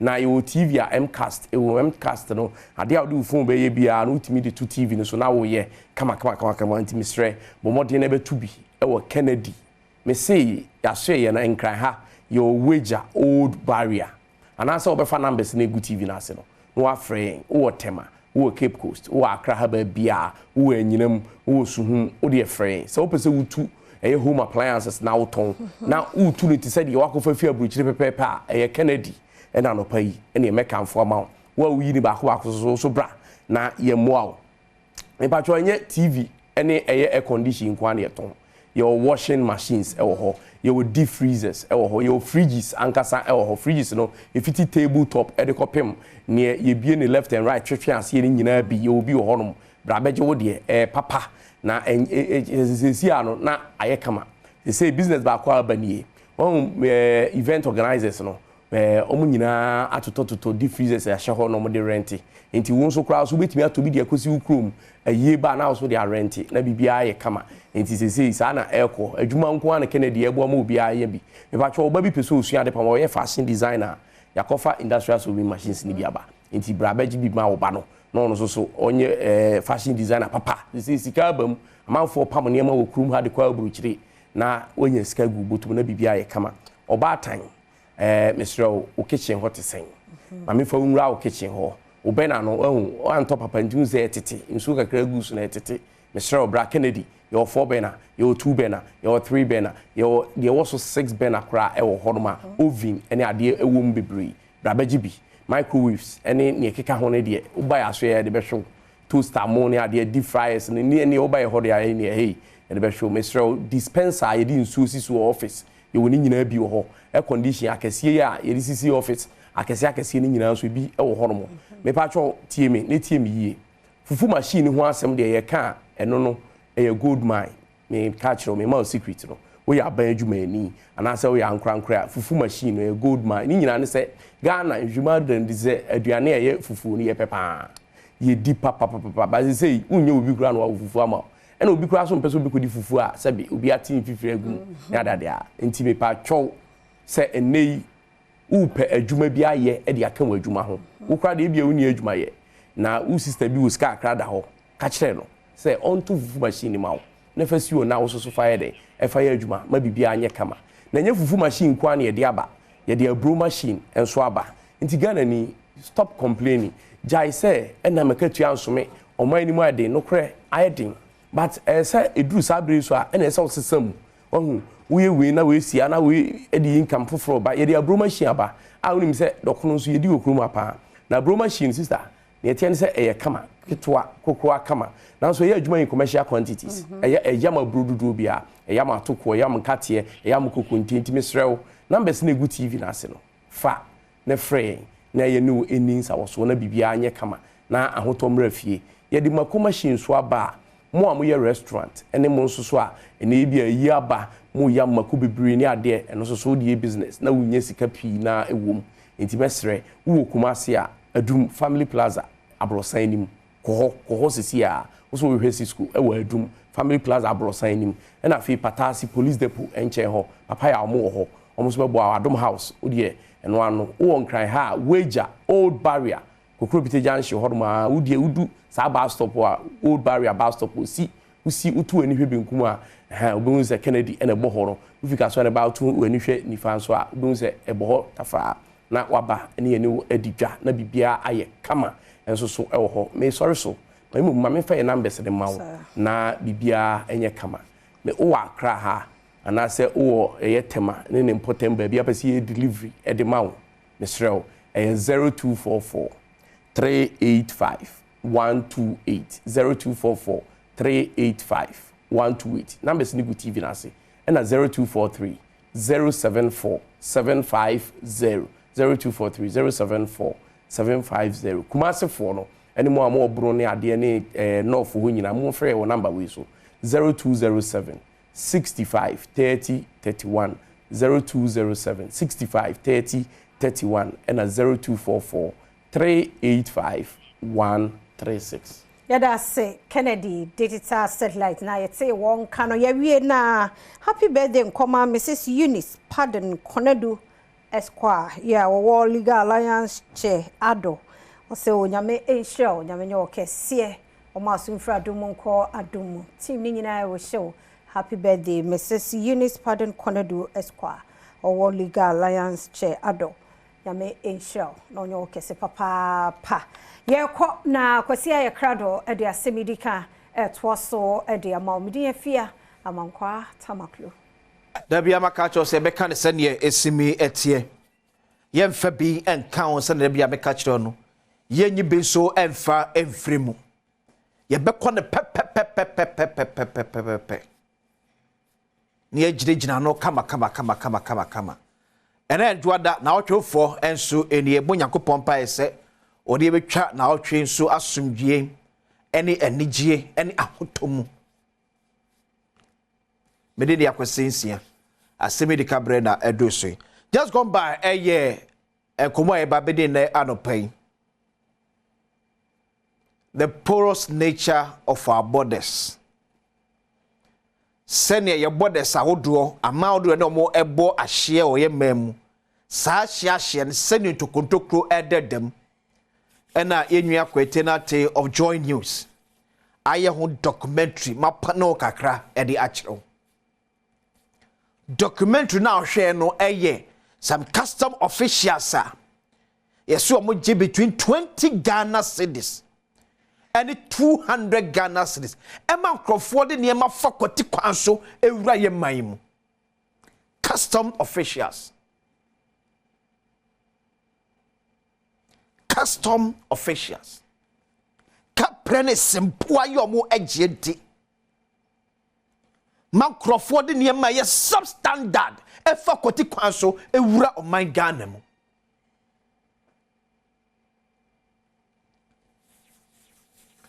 Okasa woka onye nyame ade no chambe the next phase mama ka council bia penfo bia betwem ko edi ka kekeke about our port your land port your sea port your airport custom officials 20 Ghana cedis no mo be niema eye inferior abewura Ghana mu enema nipa de ye ho a ensem fata 20 Ghana cedis. Trebiana mekano. Uka nkrofo nti ase. Yes, your politicians do play a critical role. But sometimes ye pagini ni kakra from so dey hwe yankasa civil servant. Yankasa private servant. Yeah, adwuma.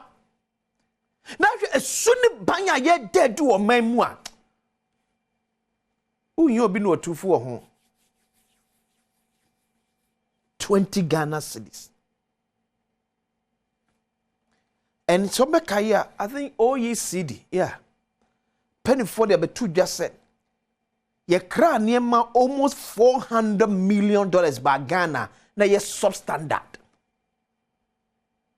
Sane madudu we nyina fa kwati kwanso ene be wura ye mai. And niema worth over $400 million US. Eba Ghana to do na so for Togo e hye so eneba so on custom penetration show money no 20 Ghana cedis. You are a disgrace to yourself, even to your family. Who you my because of 20 Ghana cedis? Now day a day. Wow, ye adwuma me atwa company no ye na ye nya adwuma so ye be ye den. Ya ye nya adwuma ye be ye den. 20 cedis. What you bribe 20 Ghana cedis. So be fa ne ma ensem fata enwura Ghana mu. O man was some money po. Ghana was some kese pa po ne po e tete wo sa. How? And you need pop bonnet, semi adjum bonnet, and your mind paya any ni pemwa. Ubeda ye Ghana say. When ni pa epe customer jumano aye.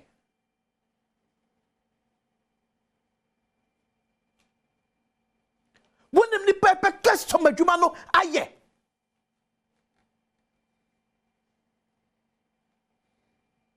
When ya kwenya either protocol anase wakasa modemo anade do eurum when ya kwenya ba eurum say wo somo mine 20 Ghana cedis e na wo chide yi Ghana ama na Judas Krabaji sa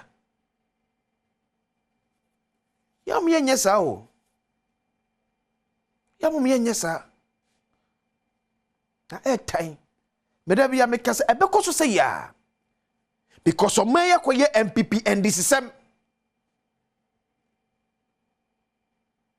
we say ye ankwa bia and ya pam no, but the worst form of the punishment about transfer abe adwuma no because MPP Kennedy NDC be ja check say e ye pam Ghana for free but ye hwe nipa na dia waye e dia manyo sembe bata ho e be kala no it ya badwuma for they feel comfort because when him say ye dania ye nyina di the worst form yen transfer no. This will be everybody and go to prison. The worst form yen transfer no. It way ye be na free to go share so. Ye ne ko applaud ye no. Say the teacher ni be there suba boni be di school A. Yes yen transfer go school B. sasa reduce could be obesa bibi anyomo enkosi aga enkosi hwe enkofri anas aremi ya anas echi omo professor Johnny Vasatabes eko port enkosi sen omda so ye adwuma ho enkosi sen they are start work ete hu bie ni obi emu ehu pa ni hu ebi ni obi emu hello say the Wokwa wobeko because odiboni you am say the worst form then transfer no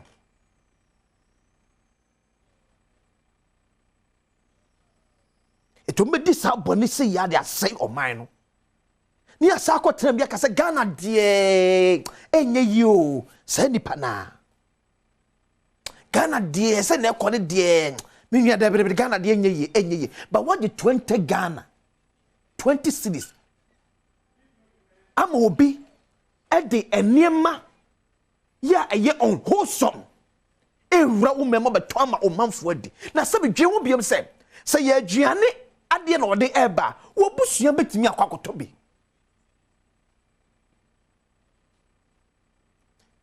se ya aduane na omode ba wo busua wo obi ekwan se enema na emna wo busua betimi akoto bi adi it is capital time basabla 20 Ghana also busua kwa pam fra busua nim because we be father papa mafie wa forge cars eji fie eji sase no 20 Ghana do timi also ye pamo se the custom ni ba na sa je se ase veje 20 Ghana 20 Ghana now I no better ko to adwan papa be fie be no ama ayenim gwase aye shameful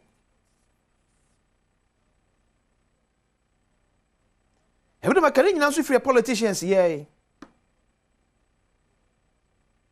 but se da mo betimi amede MPP and this nsema to nchen se na Ghana be cost speed of development mu no mo kwa homadwiri mu ena mo so krofo na ye chiro mo anas aremi ya anas de no koye e wo tema port no ekosi sei they are still working eto mo mo ahye se be ye more we ni ekwete na te kwa ko hudi ba yo so be ko na bi kwaje 5 Ghana be ko na be 5 ti sa no mo se ye bowia se hia dondo nyina aso mo fie desi wo ye nim guase for dodo oh da bi wo ye nim guase for too much adai edi anko ase Ghana ye ni pa bone Ghana ase ye ni pa Ghana na kasa so aso ye Ghana for bone ye di Ghana bra ye nwi ho se Ghana ne ye di na bro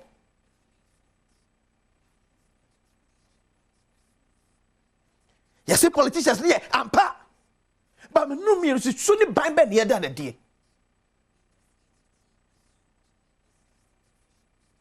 me no mi so ni ban ba ne ye da na die omo so free ankasa so ye mu etiniye na ejinjo mo so mo ye mo wo soro no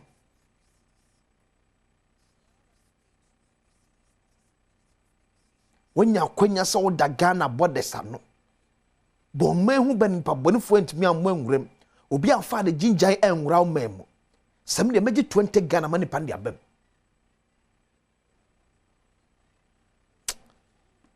habi Eden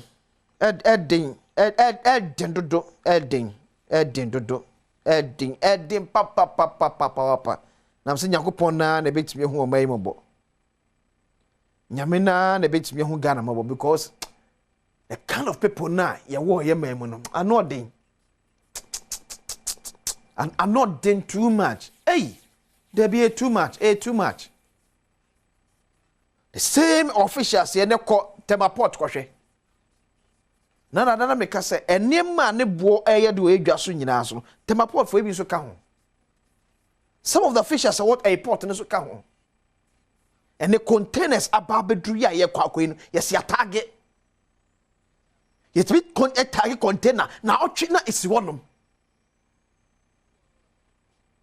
ori na mu ana dimori jaba be chi no eto bi ono akokra na ma de bo mama ababeton dimori di chi no e ka bi obebo ne ma so bi obe transfer dia maye and ye target ama for containers or airport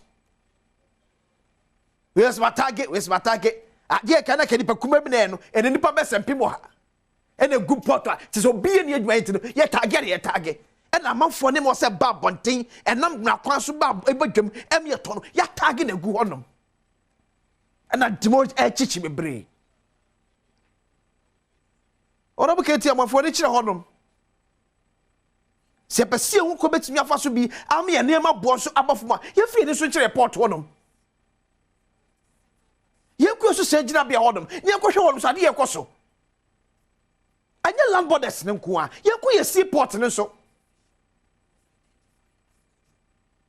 da bia me kase yes adwadefo bi honom asabi pesemi nkuminya ne sika pe bebre eto so bi ne so but sometimes wo di bit that's na hwe e ka bi mo bo to sell one product to Ghana wo ye mbehyew delay basa bureaucracy too much for Ghana. Bureaucracy too much for Ghana.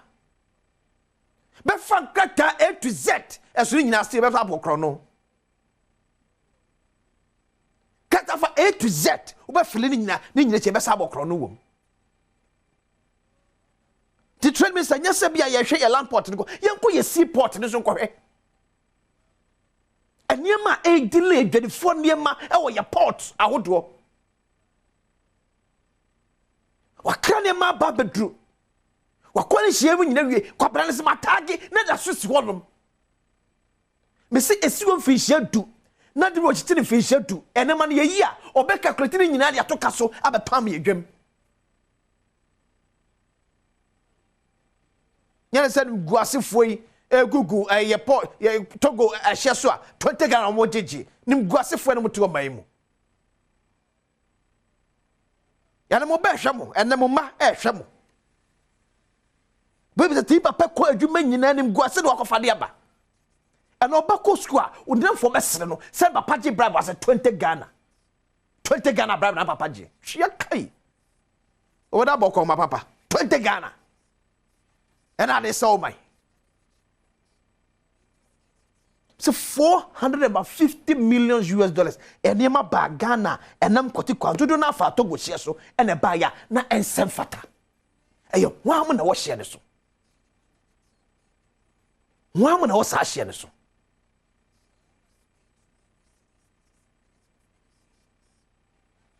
ye duo mana brosa ye nwe ho se o mane sa ye nwe ho ni asa ko gine tiri so ni ya pampa so ese so se Ghana enye ma wo because menum ye na ye no enya de o man be ye da menum ye ni suban no o man ye da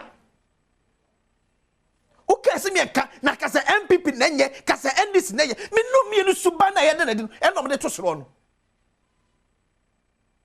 ye ya brofo dodo atu bani wa Ghana for tim dodo ye ni adwen papa pesemi kumnya awoya na tijwa basasa ko e be faso nya be pofom e na adwen ho. What kind of people are we? Sometimes when we are equated to animals as a nipa, we don't reason as human beings. And even boy yana e time yana e bufu yana e ya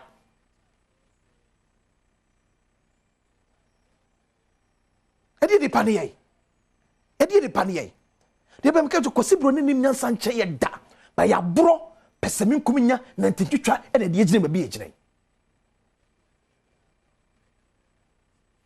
broni nim nyansa nche ye da ye ya bro pesemi nkuminya na ntintwitwa efire mu a yo se ma ne nkoso a disa kwasinsi hu se cameraman koso hey be pekwa bia so kunani mu ase asai no ebi na de mu na de se abanwuma no please nesu gina kwa man 2 citizens na ni age no de ahye ingua system si ya na etiti o me sanko fozo nya kwa tu kwa kotena brocha na se bi kan kwa siasam kire se e na aba brocha mo kire systems ni ya adwuma nyam na maye ya bonkunya wa himfi ne fro bi dwanto ahene tunya so be ko dwanto ade ama no ma me aka me se o ma bie dwanto ne mo bie no sa ma ne be yeye o ma dwanto ahene wom hwia kai na de boni dwanto ne ko patch wa ma ne de boni a chew Ubeda tumpon. Udi bone ya so twin beba no na dwanto ahini ja tutu ne tuma gunda chanta chaw na we de msta wada mo na we de osi wafom pa. Oman beda yedie. Oman beda yedie. Yam na moye. Yenye ne se ya ne ankoso ne ensai no. Yenyina yentrem se ne ensai no. No man se no man tetinem pansam. Na mo kwatra jam sa frɛ enye video enka 7 semunu fa nkyerɛ yɛ. Se Ghana the okwa system se nyadwa but wunya akonya to make the system to work there na wo ye wo di 20 Ghana e oboda ma amya nto bomro ye o di 20 Ghana ma ne nkotra US na video ba ye dia ba Ghana e ya broche de hwe nyema ye adwumo wo kotena boda 20 Ghana de nim guase ne tesew ko ma ye kwa brasa tena pan photo aso Yankopo yard watching. Make kaka to my professor James Masatames ni anas mu video ni nyina. So many kaka just said ankusiaga. Enkusiaga because amanyosuma sebi nyansanim ene ye Uganda ha. Yamanyosuma nyansedi nyansa ba ko kura se ni. Ye ni made a eye developmental politics. Ene ni made eye partisan politics. Ye funtum ni nyina afra. Ene ye de ko. Mesu ya ba pa me enkoyi na dis CA and this for be sorry. Mane nane na NDC ma power na MPP in position. Ye know this MPP be sorry. Nyansa nim. Nyansa de nyansa bi nim. We are doing and managing Ghana for a selfish interest. Me si nipa ne ugu bia obetwa so aba. Obie nu abone a we bi wonya so akatwa ansa no frasa so eso. Nobody. Obia benya ne bone so akatwa. Asro frasa so eso. Me di akwese sia. Ye de pese mu eto aso. Asemi edika. Ye beda akwese sia se ode ye ama eye addition na no pe I'm sure say we Ghana ni bia won so agya tun say there's a lot to learn about asemi edika so a o sua ne o mafrim. The last lap on the show Badwam Shase Ebra no number pon minute diana enum afia mankwata maklo ana afi sister Sandy ana kejuwa afi akwasinsia ana my good self o man hene kwabna asante nti no kroba pon minute dionu num peje mo anum say but still koso hwe Badwam on Adom TV no Adom TV if you say onoma eye papa ana edema mamenkin kan sa krata we quickly na me for Akwaba. Former MPP MPs unite to support Dr. Baumia and the MPP break their 8. And I read former members of parliament of the New Patriotic Party have come together to declare their unwavering support for the party's flag bearer, His Excellency Dr. Alhaji Mahmoud Baumia, in the upcoming presidential and parliamentary elections. The former lawmakers who served in various parliamentary terms have pledged to rally behind the flag bearer and work tirelessly to ensure the party's victory, thereby breaking the 8 years electoral cycle. The leadership of the former MP's zonal regional coordinators had their maiden meeting on Tuesday, 23rd July 2024, to set up structures and clearly define the role they will play before, during and after the 2024 general elections. The national coordinators, led by Honorable Ben Aye, former MP Upper Denshire West, during the meeting encouraged the former MPP MPs to come together to demonstrate their commitment to the party's success. He said the former MPs believe in the vision and the leadership of Dr. Baumia and are confident that together we can achieve greatness. So they appointed national coordinators. We have Honorable Ben Aye, Chairman, Honorable Ransford Japan, Deputy Chairman, Honorable Esther Ben Dapa, Treasurer, Honorable Gifton Hine Kunadu, Operations, Honorable Godfrey Bayon, Deputy Operations, Honorable Eben Nate, Secretary, Honorable Frank Ajen, Legal, and they will be assisted by following regional zonal coordinators: Ashanti Region, Honorable Kofi Juma and Honorable S.K. Boafo; in Bronga Hafo, Honorable Ejay Dako and Honorable Ejay Yeboah; Central Ato Ata, and Honorable Joe Hackman. Eastern, Honorable Eric Darfur and Honorable James Apitu Ankra. Greater Accra, Volta, we have Honorable Ni Ayibonte and Honorable Hussein Isa. In the northern, we have Honorable Sagri Bambaji and Honorable Somed Ganu. Upper, we have Honorable Adongo Fuseni, and western, we have Honorable Albert Obin and then Honorable Alex Ejekum. So it goes on and on and on. This release was signed by Honorable Ben Aye, Chairman, MPP, former MP's caucus. So that's it, Honorable Aye. On that note, Honorable Ebenezer Tete Akwaba. Yeah, my name. I just called out your name. Yes. My name, Mammy Fakonya, was Minchia Yashefo, na Minchia also. Mrs. Yankupon Adomane, or ma Yakan at Asifon. Yes. As you rightly said, this is a statement that we issued NRA in respect of a support that we are giving to the flag bearer of our party. We are about 208 former members of parliament. In fact, we are more than that, but as you know, some have passed away. But currently, as I'm speaking with you, there were 208 former members of parliament in the country on the ticket of the MPP. So this is for MPP members of parliament from 1996 to 2020. These are the people that have come out. We have come together as one people to rally behind our flag bearer and our running mates. Once a parliament, we have produced a president, and we are going to produce a vice president as well. President Kufuor has been a member of parliament and also been a president before. But at that time, it was Titi Menmu. But when we came to the constitutional rule, we have only produced only one person as a president of this republic. That's the current president.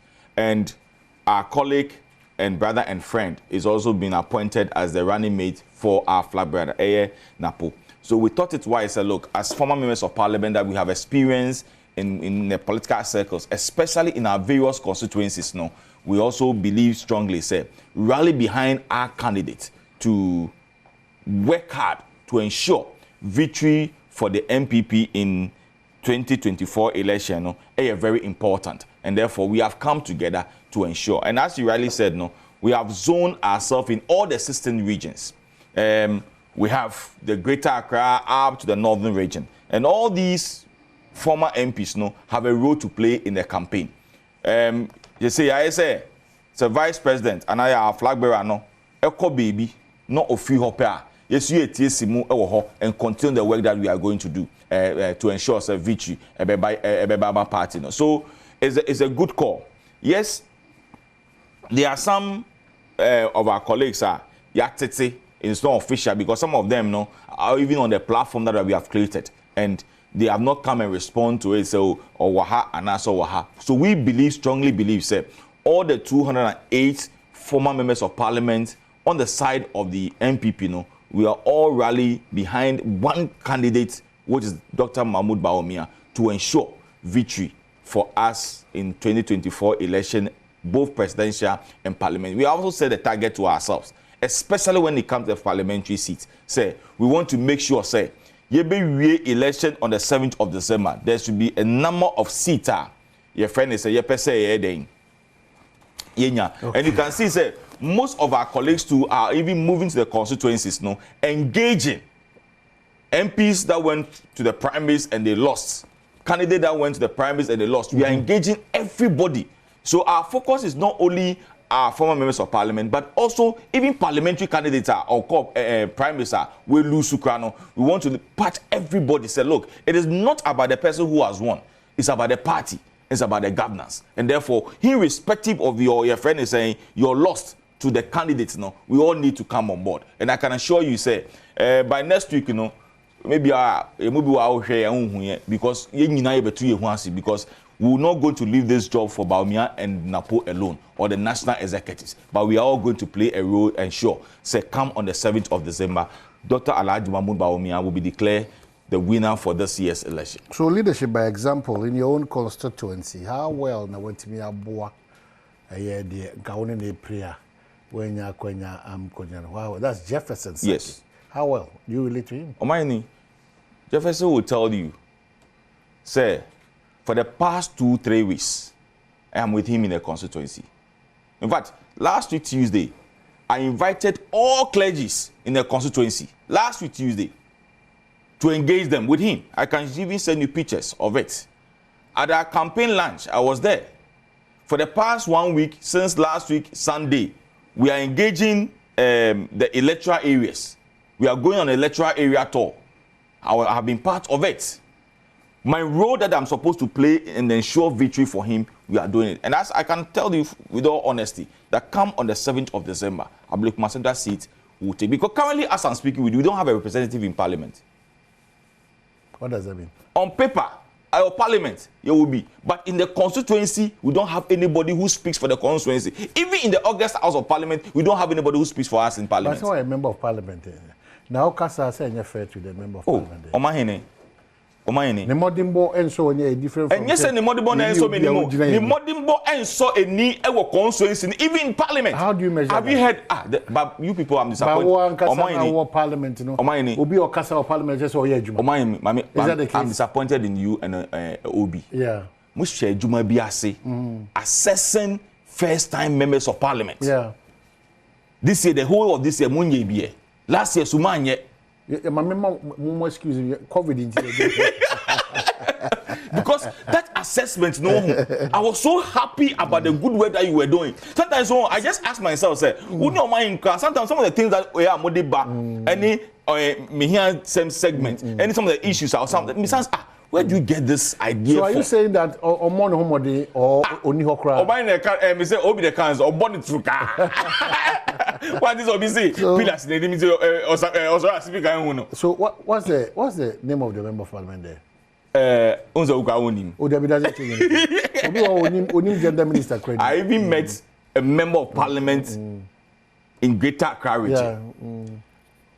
NDC, member of parliament, Mission of parliament, I think about 2 weeks ago. Who knows say, Eben, you're born cons, I want to be two. Let me say, as a caucus member of Greater Accra, you don't even know who the one represents. So who's the member of parliament for the friend Abdul Latif Dan. Oh, no. Abdul Latif. I see. So, honestly, at my constituency, we are doing everything possible to ensure, say, couldn't be then ebeba, and we have taxed our colleagues from the regions, no say, we have to do same. So we are going to work hard to ensure, say, and we have engaged the majority leader, we have engaged the general secretary, we'll be engaging the national chairman, we'll be engaging the flag bearer himself, the running mate, we'll be engaging the president, we'll be engaging the role that person will play. Omaini, ejumano esu, obako for and to me enye. We also believe, say, our presence and our campaign involvement in the regions also ebeboa. So what we have decided to do is say, as former members of parliament in Greater Accra, you work with the regional and the constituency executives, no. In fact, let me give an example about Greater Accra, for instance. The Greater Accra regional chairman have assigned some of the former MPs to some of the constituencies. So go to this constituency and assist them in their campaign. So they are house to house. Me, for instance, National have assigned me to about 5 constituencies in Greater Accra.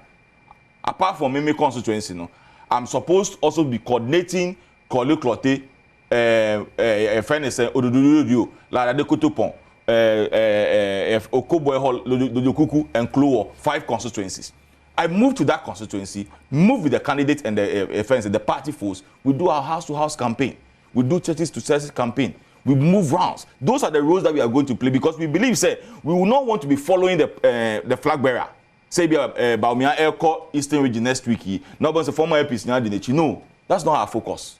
Our focus is that after he has finished with the 5 northern regions, no Savannah, Northeast, Northwest, and all those things, no, then we also move in there with the MPs now, what a free region, no, where do you think we should move? Then we also go and campaign with the parliamentary candidate. That's exactly what we are going to do. And I know that there are other groups also coming out. I know former MNDC is also coming out. So everybody believes that, look, this election, and you're back for Juma. So to ensure victory for the party. Okay, so honorable Neti Mesa Baosubium, but quickly, let me throw in this Bono regional minister and Bono BNI security in for a warning. I'm sure, sir, I should have just remembered this video going around about Bono, meaning specific chrono. I'm sure by close of day or as I'm even talking, I'll be finished with the name. Most of the money network in Timakosisa school Konya Bono, and this from Bono, my region. Let me use this. If that is the case, apart from it being shameful, meaning by now the police commander and other relevant agencies should be arresting these people for network money into no. Utimiko suku dem ko yi desk. Ed behwehwe obubu no. No asa say on toaba. What is this? We are so mean. We need to tell them when be here. And then we are saying power the networker. Your best resort is to just go and pull out desk and have a and you are from Bono region. Very shameful. We are saying I Bono for you. I need go. There's a we sebi debate my any. You know, the debate my any na no say. What do you mean by that? Mini network. What do you mean by that? You know, I'm careful. Bono Ahafo, Bono East. This one I'm specific with Bono. I'm careful. I pray that I get the village and the people who did this, and I wish that the authorities nanano mwadaroma because we nye ni munyamshe by ye free Bono na nye ni munyamshe. The regional minister should act swiftly. We ye nsim hunu. Nti yeso so sa no ma we so e baba ubu aka nsim. Very shameful. It's a very stupid act. What does Yabra no am across bam now must be if the laws are lenient in this country. Also, I know part dream about him in no say Cosenioma. You know. Tinanano mesemo sometimes also Mamunya Madarama Mamu money in Gunyama Bibri. So regional minister Bono. So you need to take action. Yes, so almost sa na fe omabe nyanyina so and then others too will be following suit. Na sebe wadu mu kra sebe ekawa obewe. So that's just by the way. This country obia to say obia ye de ope. You know. Obia ya di ope ebedu baby no wa ma obi baby anyu so kra na ebe the responsibility of government baby ya onya anyu so obekwa or so say bibi and this coming from Bono region man ko free baby Bono region I don't think you have to gloss over this Bono region ntiti ye pa any obrasiye a dia man any ahonidi dia man no Bono region and opa we are able to din papa bia na ebo Bono region hwe nipa bi omugina na hwe de omukirekire. That's why sometimes people crave for certain administrations to come back. Nanka said we can wait my way. Ka woni su nyina be brew within seconds. What that from? You know, but onyame adom we atra ho. Why you don't misbehave like that?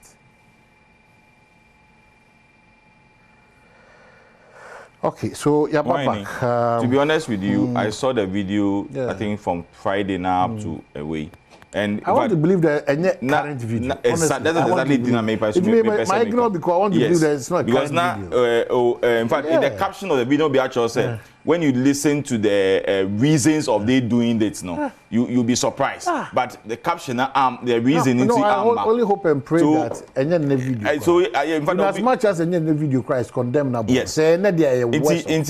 Later, when I got the information, they said their major problem, network. I was like, So if we have a problem with government not getting access to maybe telephone, do you have to go to education, which is more precious than any other thing, to do this? In this country. And then you go and destroy in Konya, say be munyanum anase mama. You destroy because you don't get network. And I said the business are there. Even in Krahaka, there are some places you don't even get proper network. Unfortunately, they almost have kasa. Very unfortunate. When you person go as a family for the bono for, where they free yes, she won't quite cry. Go and go say, yes, sorry, the pen, yes, a bono will be a pure. We are seeing our own high jumper. I can't even that map also get away. We as medical bono efa bono. On pay bibi nya na who ni network do the medical conference school konya e bubu. We are next one co-residency co-regional minister go bubu bibi e obi a. O to us now call the next class what say bibi then the network will come by itself.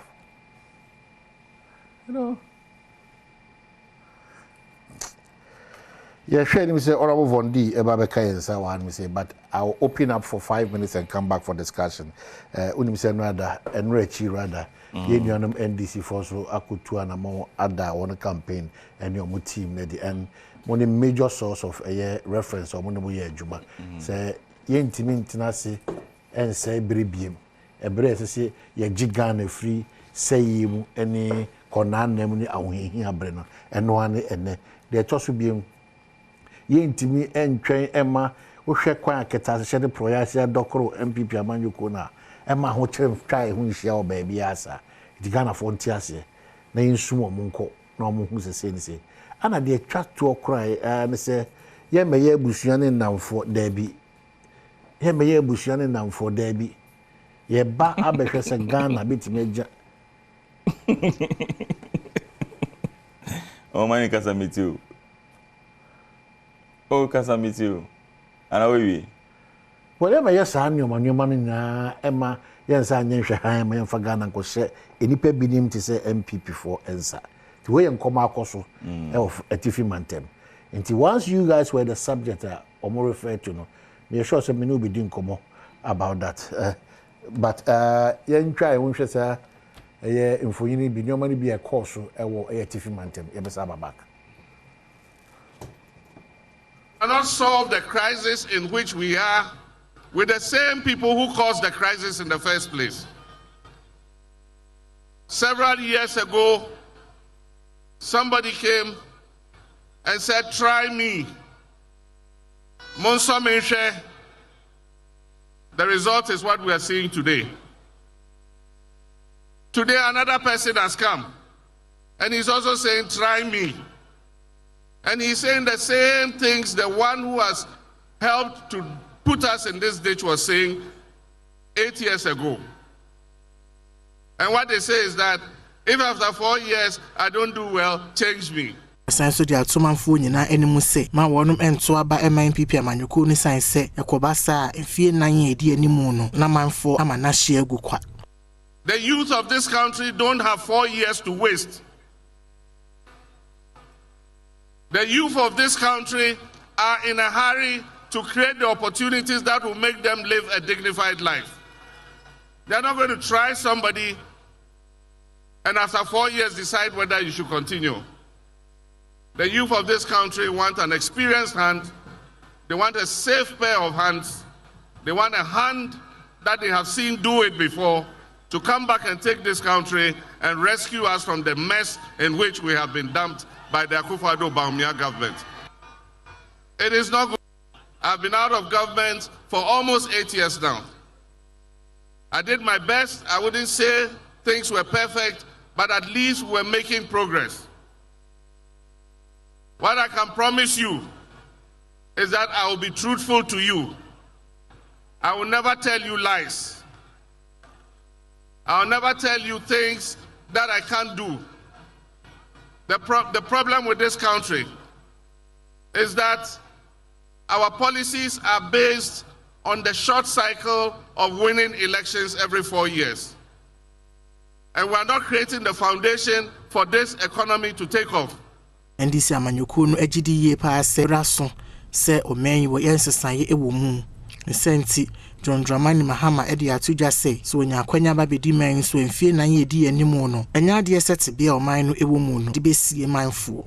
And so we're not making you promises. I'm promising you that I'll work hard day and night to make sure that we reset the fortunes of this country. 4 years of a good leader will make more impact than 8 years of a dishonest leader. It's not about how long you serve. It is about how well you serve. It's not about 8 years or 4 years. It is about hard work. It is about truth. It is about trust. And it is about doing the things that will create a future for our young people. Well, Yasaba, Yadabu Namasi say, Mogusu Amuti na Moshe, and then Mino Casasisi, the Yati be a former president, now the flag bearer of the NDC, Aka, at the Ato. In fact, I've just been informed that at the CNC were German South, in Pesaso. And I think we need to get through Mensing Catch, na a team no Eddie and come on these matters of a Dex Baba and Mountain. Okay, so what is it's not about the number of years. It's not about the number of years, it's about, you know, how those years, whether 4 years or the more. My main chair, the Vice President, Dr. Lajma Muba, may also our flag bearer, Oguna Proso. And me, I don't know, when China wins in a way, the 5 regions, no, war, north, no way. Now, my son is in Yamia Doma Wukwada. Speak to John Dramani Mahama. I will speak to him. I will say, and then me penameba. I will speak to him. And Wednesday, no, Yamia Doma Wukwada Ebe. District Road Improvement Program, no. Nyamia Adom. And I know say I pass a bondi ember high because the last time no, here can one some say on moon no catch na atoshi. MPs no call your friend is a committee on the whole. And no catch na atoshi say Uncle Tosa we in Fambra. And about Wednesday, you be done it. Okay, so my call German South and my mercy catching on honorable marching up to say. Yeah, honorable marching up to say. Meji also kabra me hoye pa na wonso e. Oh nyamia dom bibia kama. Mama nka phone do for say. Na no yishia kuma se me hwe obi ma hu bi ofai. Aha, no kwen ampa vena makai. Good. And ye de the incoming vice president be chair no. Incoming vice president why? Ah, na kabra we ade I say ofini ye kan chiro. Eye mati opoku prempe napu. I see. So, now why be? Okay, Mate. Na no crescent German South na nipa bi ma kotu sa na mo ase suku edam nkonwani table no. Kwabra no cre it's rather unfortunate. Me fasa akwan so akwanya odi amami na mapa Ghana fo nyina achew on behalf of adia isi e wo German South me fi se entwa yi ade we see enti kwabra ama si manya kud man makasa wo Ghana fa na abroche nyina nkofo efrew no mo bisa de na esi enti ama makasa ma si akwa ma lose my voice cry. It's unfortunate because Ghana need be a concern. Kwabra no kre aye me candidate aye parliamentary candidate aye Kenneth Kodamwa and last week o ma yenkunwa aye 600 and I'm a hand over the education directorate to say or Monchema schools and fees. Maybe MC 2021 and education for children. Or more could deficit I best say 8,000 kola money baby to municipality or my union kakra idika me 1,000 actually yes 500. See I make us over some that you go so ye best 1,000 aside the education for union kakra nti e ba say odi we be che na ye ni age and I'm a hand over the education directorate so monche nti normally the more sa school for no kasa head teachers no more organizing no more the car befa but we the no kasa the bus echi ho and okay say school no omo dey list no man no baby a ebia director so yemfa 200 kwa yemfa 15 kwa yemfa 10 kwa ntino omo fa list no man no no ankasa ed ne car bese sa ku school so ti omo sha say so omo achiche nkonwa na because ya woda na omo makwan na say omo duru ansa na schools na makwan until the last day omo achiche ama last day and omo ko duru me communities me no ba ko zero any ku fitie krum that area na nyina kwabra ye ne ko divu afọ na boshe nti network in ho a mobile network yi to omo community na the community for no ka say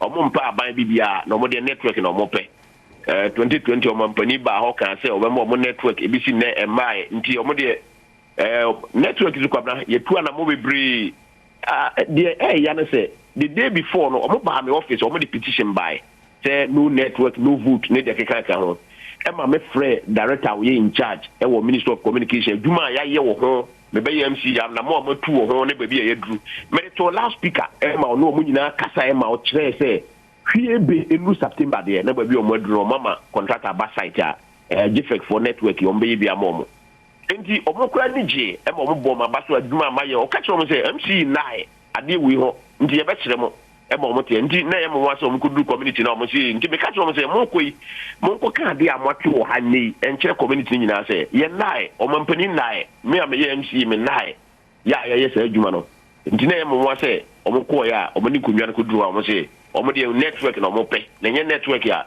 even MP no ya for the first time NDC for me when in city after more than 20 years no no original so the campaign with that area ho nyina se oba mo network nti o ama no so warning say e man fa 9 currency was oba ho abra o nya network. Okay, so that's not the case as we speak nipa no mu di sa nyambra sem no what has been done to them? Yeah, kwabra ya ma police for ekoho ade ya kovara ama IGP ankasa abam any police commander akasa say nyanchin kufo na yenko chomo ya ko several times unfortunately kwabra community no ye ni Cote d'Ivoire for na eboshe abra puri nipa na wo identify mo video mo no ye ko community na ye ni momo say ye ko akwacho mo ye ko mo nyina bia na wura Cote d'Ivoire ndi be sabe we there I must be frank say ye nya obi anche no but police for no monitor mo activities 24/7 say ko bia so be nyomo but so far no there ye nya obi anche no a o mo nyina bia na wura Cote d'Ivoire because community no be bi kura oduru ba bia e ho no Cote d'Ivoire ne Ghana ni nyina ye dise yanka say ha Ghana ha Cote d'Ivoire wu nti o mo nyina ye nipa ba ko no mo atwa ho ahia and omo yesa communities me nyina but nipa nyina twene wura Cote d'Ivoire but we are monitoring them say e betumi enye omo achi omo na yamamra ene omo adi. Okay, so German South o shift ka krefa mo akwa won sem ne tisen kwabra ya kwa no de enye kura so obehwa na anu ye mi ankasa me ne mi nua wo German of arm robbers attacking every Brukum eko Badwam baby after 10 ka ye de refugees na guno enam se kwa ne nyinti no arm robbery wo kwan so bebre ama sisi ano ye regional police commander di nkomo se omo hese omo betumi patrol 24/7 kwabra na no nyankopon ko a omo hete me ka akora omo tutu ma bia ba ko omo to ye hete me ka ma bowura ka no nyankopon ko ankasa bre kwabra nka wunua nka ba bia me dasa bre nka enye nti akwa no de enye but minister rules ebeka te sort say omo be se omo betumi aye e free Brukum eko sampa no ye omo gusu abisi sabre we no contractor nya ma site but anopa ye Omama manya ntie se omo ba ya omo afrem kura mi shi omo Brukum ba bi omo nya accommodation de ka ho nya Andrews Bediako mamenasi ebredintino thank you so much Vondi Abedu Kofi ampedu uba kai me catch my shofo enra say no Friday they say we need to give them responses to Dr. Nsiasare and Professor Bayu omo komo no mu but just wait one tips kakrebi around what transpired last week Friday, then we'll go for Mula and I'm back. So quickly on that one too. So we'll come Mula Bane Apon. I said, and the Mona Mopena Earpon. And the Yemen Mopena Earpon. Now, Chevondi and Nima opposite the driver. Vodia Quaba. Whilst we get ready to go for Dr. Siasari, Professor Bayu, come over here. Akwaba hoye. I ready a man hoye. I'm surprised that you of all people would be back an hour before a program. What happened? Over the weekend, I'm home family. Aha, because Vondi. More constituency. In fact, I'm do Accra 3 a.m. Wow. No wonder. It's more. But Vondi. 1 hour not in the camera. Every weekend be our own farm. Every weekend be our own farm. That's not your problem. Yes, camera. Yes, camera. Because what?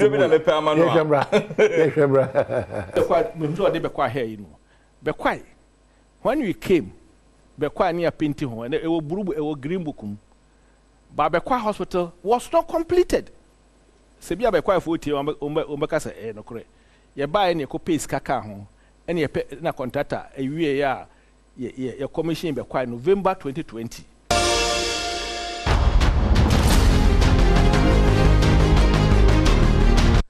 Oba, the human resource situation. As I was talking about the doctors and all of that, nurses, and so be brainako. But then NIC ewa abanwe mu Emma nurses no so be brain echo. Fine, apart from the general conditions na enye no. Oba training na. Omo, in fact, MPP abanma wade ene wonsa lefter and a righter. She say left no dey no mo de beji. Because Omoka say nursing training allowance. Oma restore ometua your boy and some. Then at the back, and omo copy admission to the nursing school. So what's your letters? And I'll show you some of the letters. So some of the training institutions say, won't me admit more than a certain number. Some of them were taking 50%, 70% off the total number of me admitting. That meant that the total number of trainees and people coming out. Oh, for a piece come as if I see dying. Oh, by Dano, I won't see. After we will be see down, I say down, Koraning in our media. Tionkoso. To Eurojet, no, a 9 states out of fully 1,310. Intiga East. First one a year to August 2019. 160 bed a banway and a buy no complete year. Until Ubakaya, you President Kufuado Air Commission. Or see you sa project a buying Marco and name a chilese Ghana Hano yet Amamu Asi T Ira President a far President Kufoso a far late Professor. Yes, sir, but being a Damina must say, try come on, honorable Minister Netty, one say, Sansona Vondi, honorable Chifu Timoko, and so Abeka inside one say. So, my own 7 corner for Vondi, and boy, in Komoka can have a rap up here. Ubo President Mahama in some more kind of watermali. And or can say, Omba Embe trying trouble you. I say, I won't lie to you again. I say, I won't lie to you. But again, what again? Let's end it. Time is so fine. You Mati. David Mati. Why you careful? Be picky with the quart once. Because we made your cows today. Hey, politicians. We hear how the people count this year. We are with the same people who caused the crisis in the first place.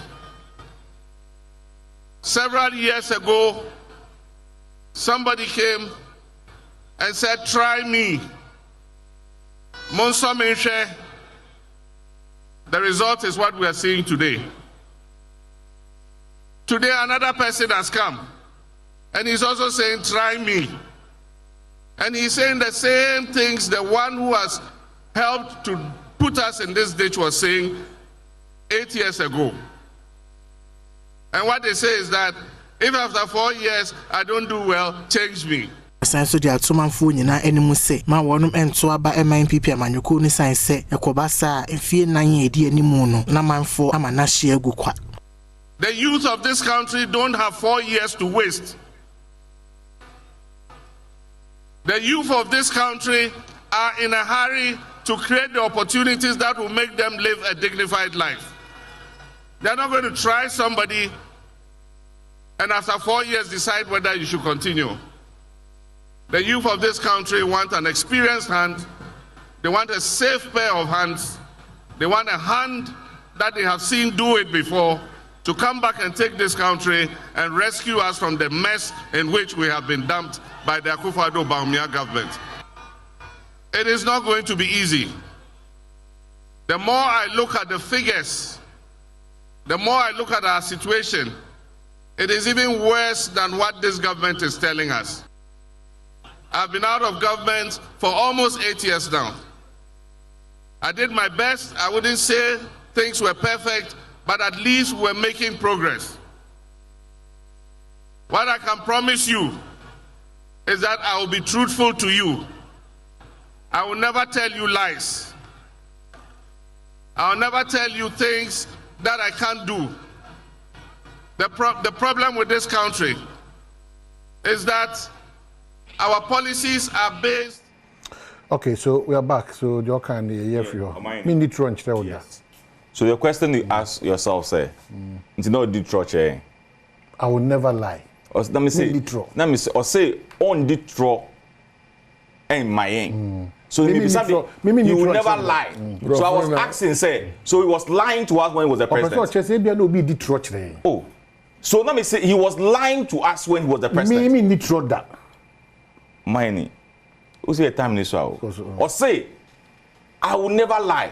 So I was asking, say, so he was lying to us when he was the president. I will never lie to you. So he was lying to us previously. He was telling us lies. So now he says he will never lie to us.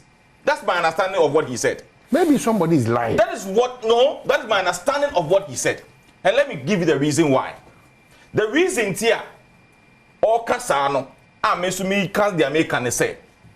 This same John Mahama, talking about your friend is saying 4 years mandate.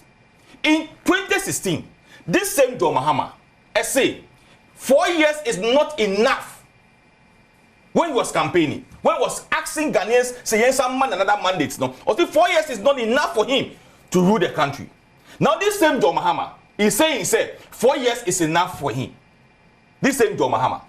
This same John Mahama is saying, the youth in this country, but under his leadership as the president of this country, they were unemployed youth association.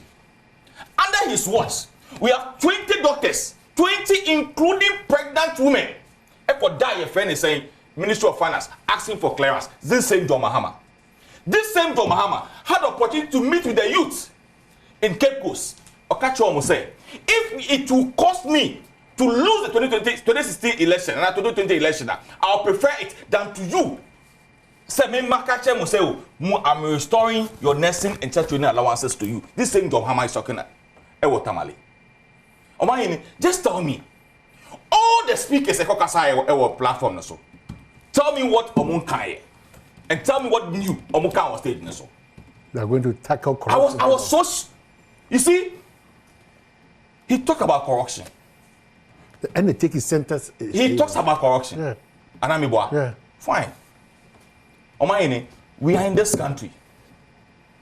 A whole John Mahama, when he was the vice president, and yana Mikayo, Martin Amidu, he has been part and parcel of the NDC. See, when Yakoto your friend say, but do you still to hold on to these things? I just please, it will get you. If you interject me, time no, everybody is worried because why do you still use this? I'm just giving. I'm building my points. Ignore Honorable Martin Amidu on these utterances. And two, you have your government in power. If there's anything to that effect, I'm sure you have to follow up and make sure these things do not happen again. He's talking about corruption. Yes, it's a kwati obema untuma. No what anything. He spoke about your friend is a family and friend government. So the question you ask yourself, say, were we not in this country? Was his brother was not giving the friends opportunity to mine? Was his brother Ibrahim not getting access to your friend and saying this bank I collapse here? Or banks no. Was on your leader? So sometimes I understand him perfectly. I agree with him perfectly when he says that he's not going to lie this time around. I like it. Because he himself, say, in some moko jina hono okikano. And you see, I was so disappointed. If indeed this is a national campaign launch, tell me what I said. Kai ube kai bibi. Osi di asem. No maybe sa kai di o kai. Who say uka won kai di o kai. Osi di asem. And Nanado should come and declare, say, because the Nanado Koka or platforms who say you hand over to Baumia on Kashi, but he wants Nanado to come and say, this election will be free and fair. I to say, Jessica Amabai. And this thing he has been pardoned, he was going about saying day in and day out. That's the same thing that he said. When they realize, we have made a mistake by silencing Aaron Adusu, then the only thing they can do is to go and tell him to come and say something and introduce John Mahama. That's the only thing that they did. Because just look at them. Look at all the speakers of Mobeka Sai.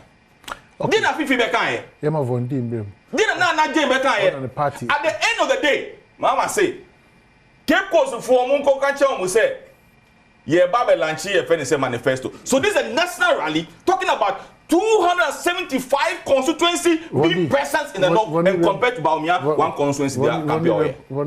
Mamindas, Mamincha, Namincha, when I Jibra, Shay. I'm the only Chama Hakim are there watching for Timokwa. And for Timokwa, man, I'm sure by now will be Ajibra, Monshem, and Michelle will be. This weekend I was at home. Nana, if anything, so I had a little issue with my tummy, but Adom Kakra, and Madam Confidence, I say, Quine Kakra, I am my. But I had followed our campaign launch keenly. Na Nyamena Medana say sa programming yakwen or tamale na IFFF to say the in fact ama ehu ato MPP for so enti obehwa omo kasa basa chese asa ade ya bo weni so na weni so abrel na ho babia onam enti that's what is going to happen. The MPP is officially confused and they now know say they will lose the election. No matter what, they will lose the elections. So we shall campaign launcher. At the end of His Excellency John Dramani Mahama Kanye. I'm saying Kasa Okaya and Yingina Ayati. Aya no kre. And Crawford in Nada. Abeja Conway. Asayo May. And Nintino. His Excellency John Dramani Mahama say, me ntwa ntro nkyeremo. De metimi ayo eno na meka akyeremo. Na me nka bebre na afa me ba, me nka nkyeremo say, look, some time ago His Excellency President John Kufuor okasa bebre oba then after at the end of the day he had to eat a humble pie. Also menuanu menim say agro no say na ti o. Minima and Kaman Kasa as ministers na me predecessor the Jumano Dosso. That was a very nice way of eating a humble pie. Yeah, nyaba womiani na nado danko kufuado. Woman trying through more dear no coco, the biggest liar in the history of life. Mahmoud Bawomiadi in the P. What trying through the CD we have so much money in Bank of Ghana. Waye juma order sika wo ho no Ghana for yentimi ni sika ne manensa enti no ehu hia se ebekwa akobobosia woni baaye no ekosi san ena obi a wo beko IMF no tresa woni munyansa ye de bu oman enti na wo ko IMF no wo mo baaye na ekosi san ena ye besi one district one factory wo mo baaye na ekosi san menu wo mo say every year bia district bia be ma $1 million $1 million. Omuba yenkatri Fatima kwa na mine wakase enke yakuta $8 million. Do you know how much is $8 million in their exchange rate today? And the almost exchange rate, you know, I have 15 Ghana cedis, 15.8 Ghana cedis to $1. All the time see 8 million and kaoni mahia yakuta to Fatima kwa. John Dramani Mahama say entro etisa no a ball mine.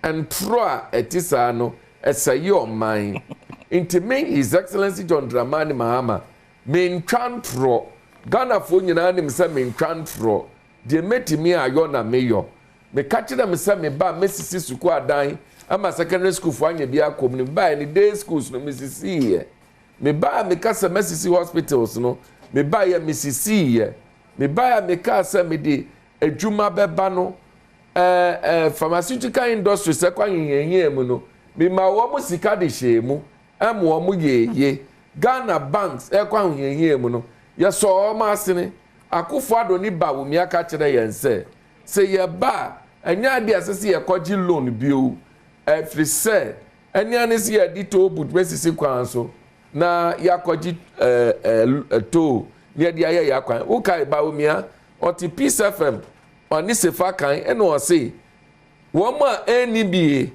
ehiafo poso ana ye mobile money aniti ensese ye taxi mobile money wante we hu wanhwe wo ba ye ne dia no de ye Ghana fo jo mama se media me nyotrofo me ntwantro nkyeremo de metimi ayo na meyo de mentimi nyo no me nkankyeremo se meyo papa na dollar ye 3.9 ana bawo mi abeka say onim nyansa and then when the fundamentals are weak the exchange rate will expose you and is the exchange rate exposing us or not bawo mi and say one economist bi mu wa be digitization but let me set this record once and for all Ghana for Mr.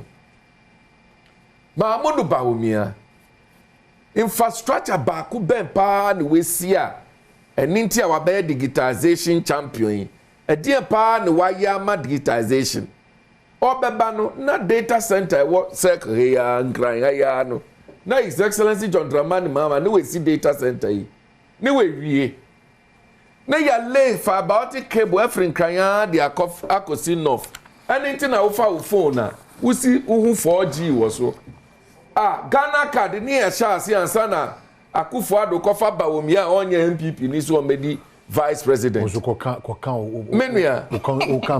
we are talking about the fact said what campaign kama bekamu asem che afele baby Fresh number was there to His Excellency John Dramani Mahama on Chantro. Okay, that's it. You bet me no. That's it. And Wabeka. Ghana for you to Muntimi. Can I have 1 minute? 1 minute, sir. Yes. Ghana for you to for Muntimi. Sesiano, ye di abramo, ye di juma eba 24-hour economy. Big push.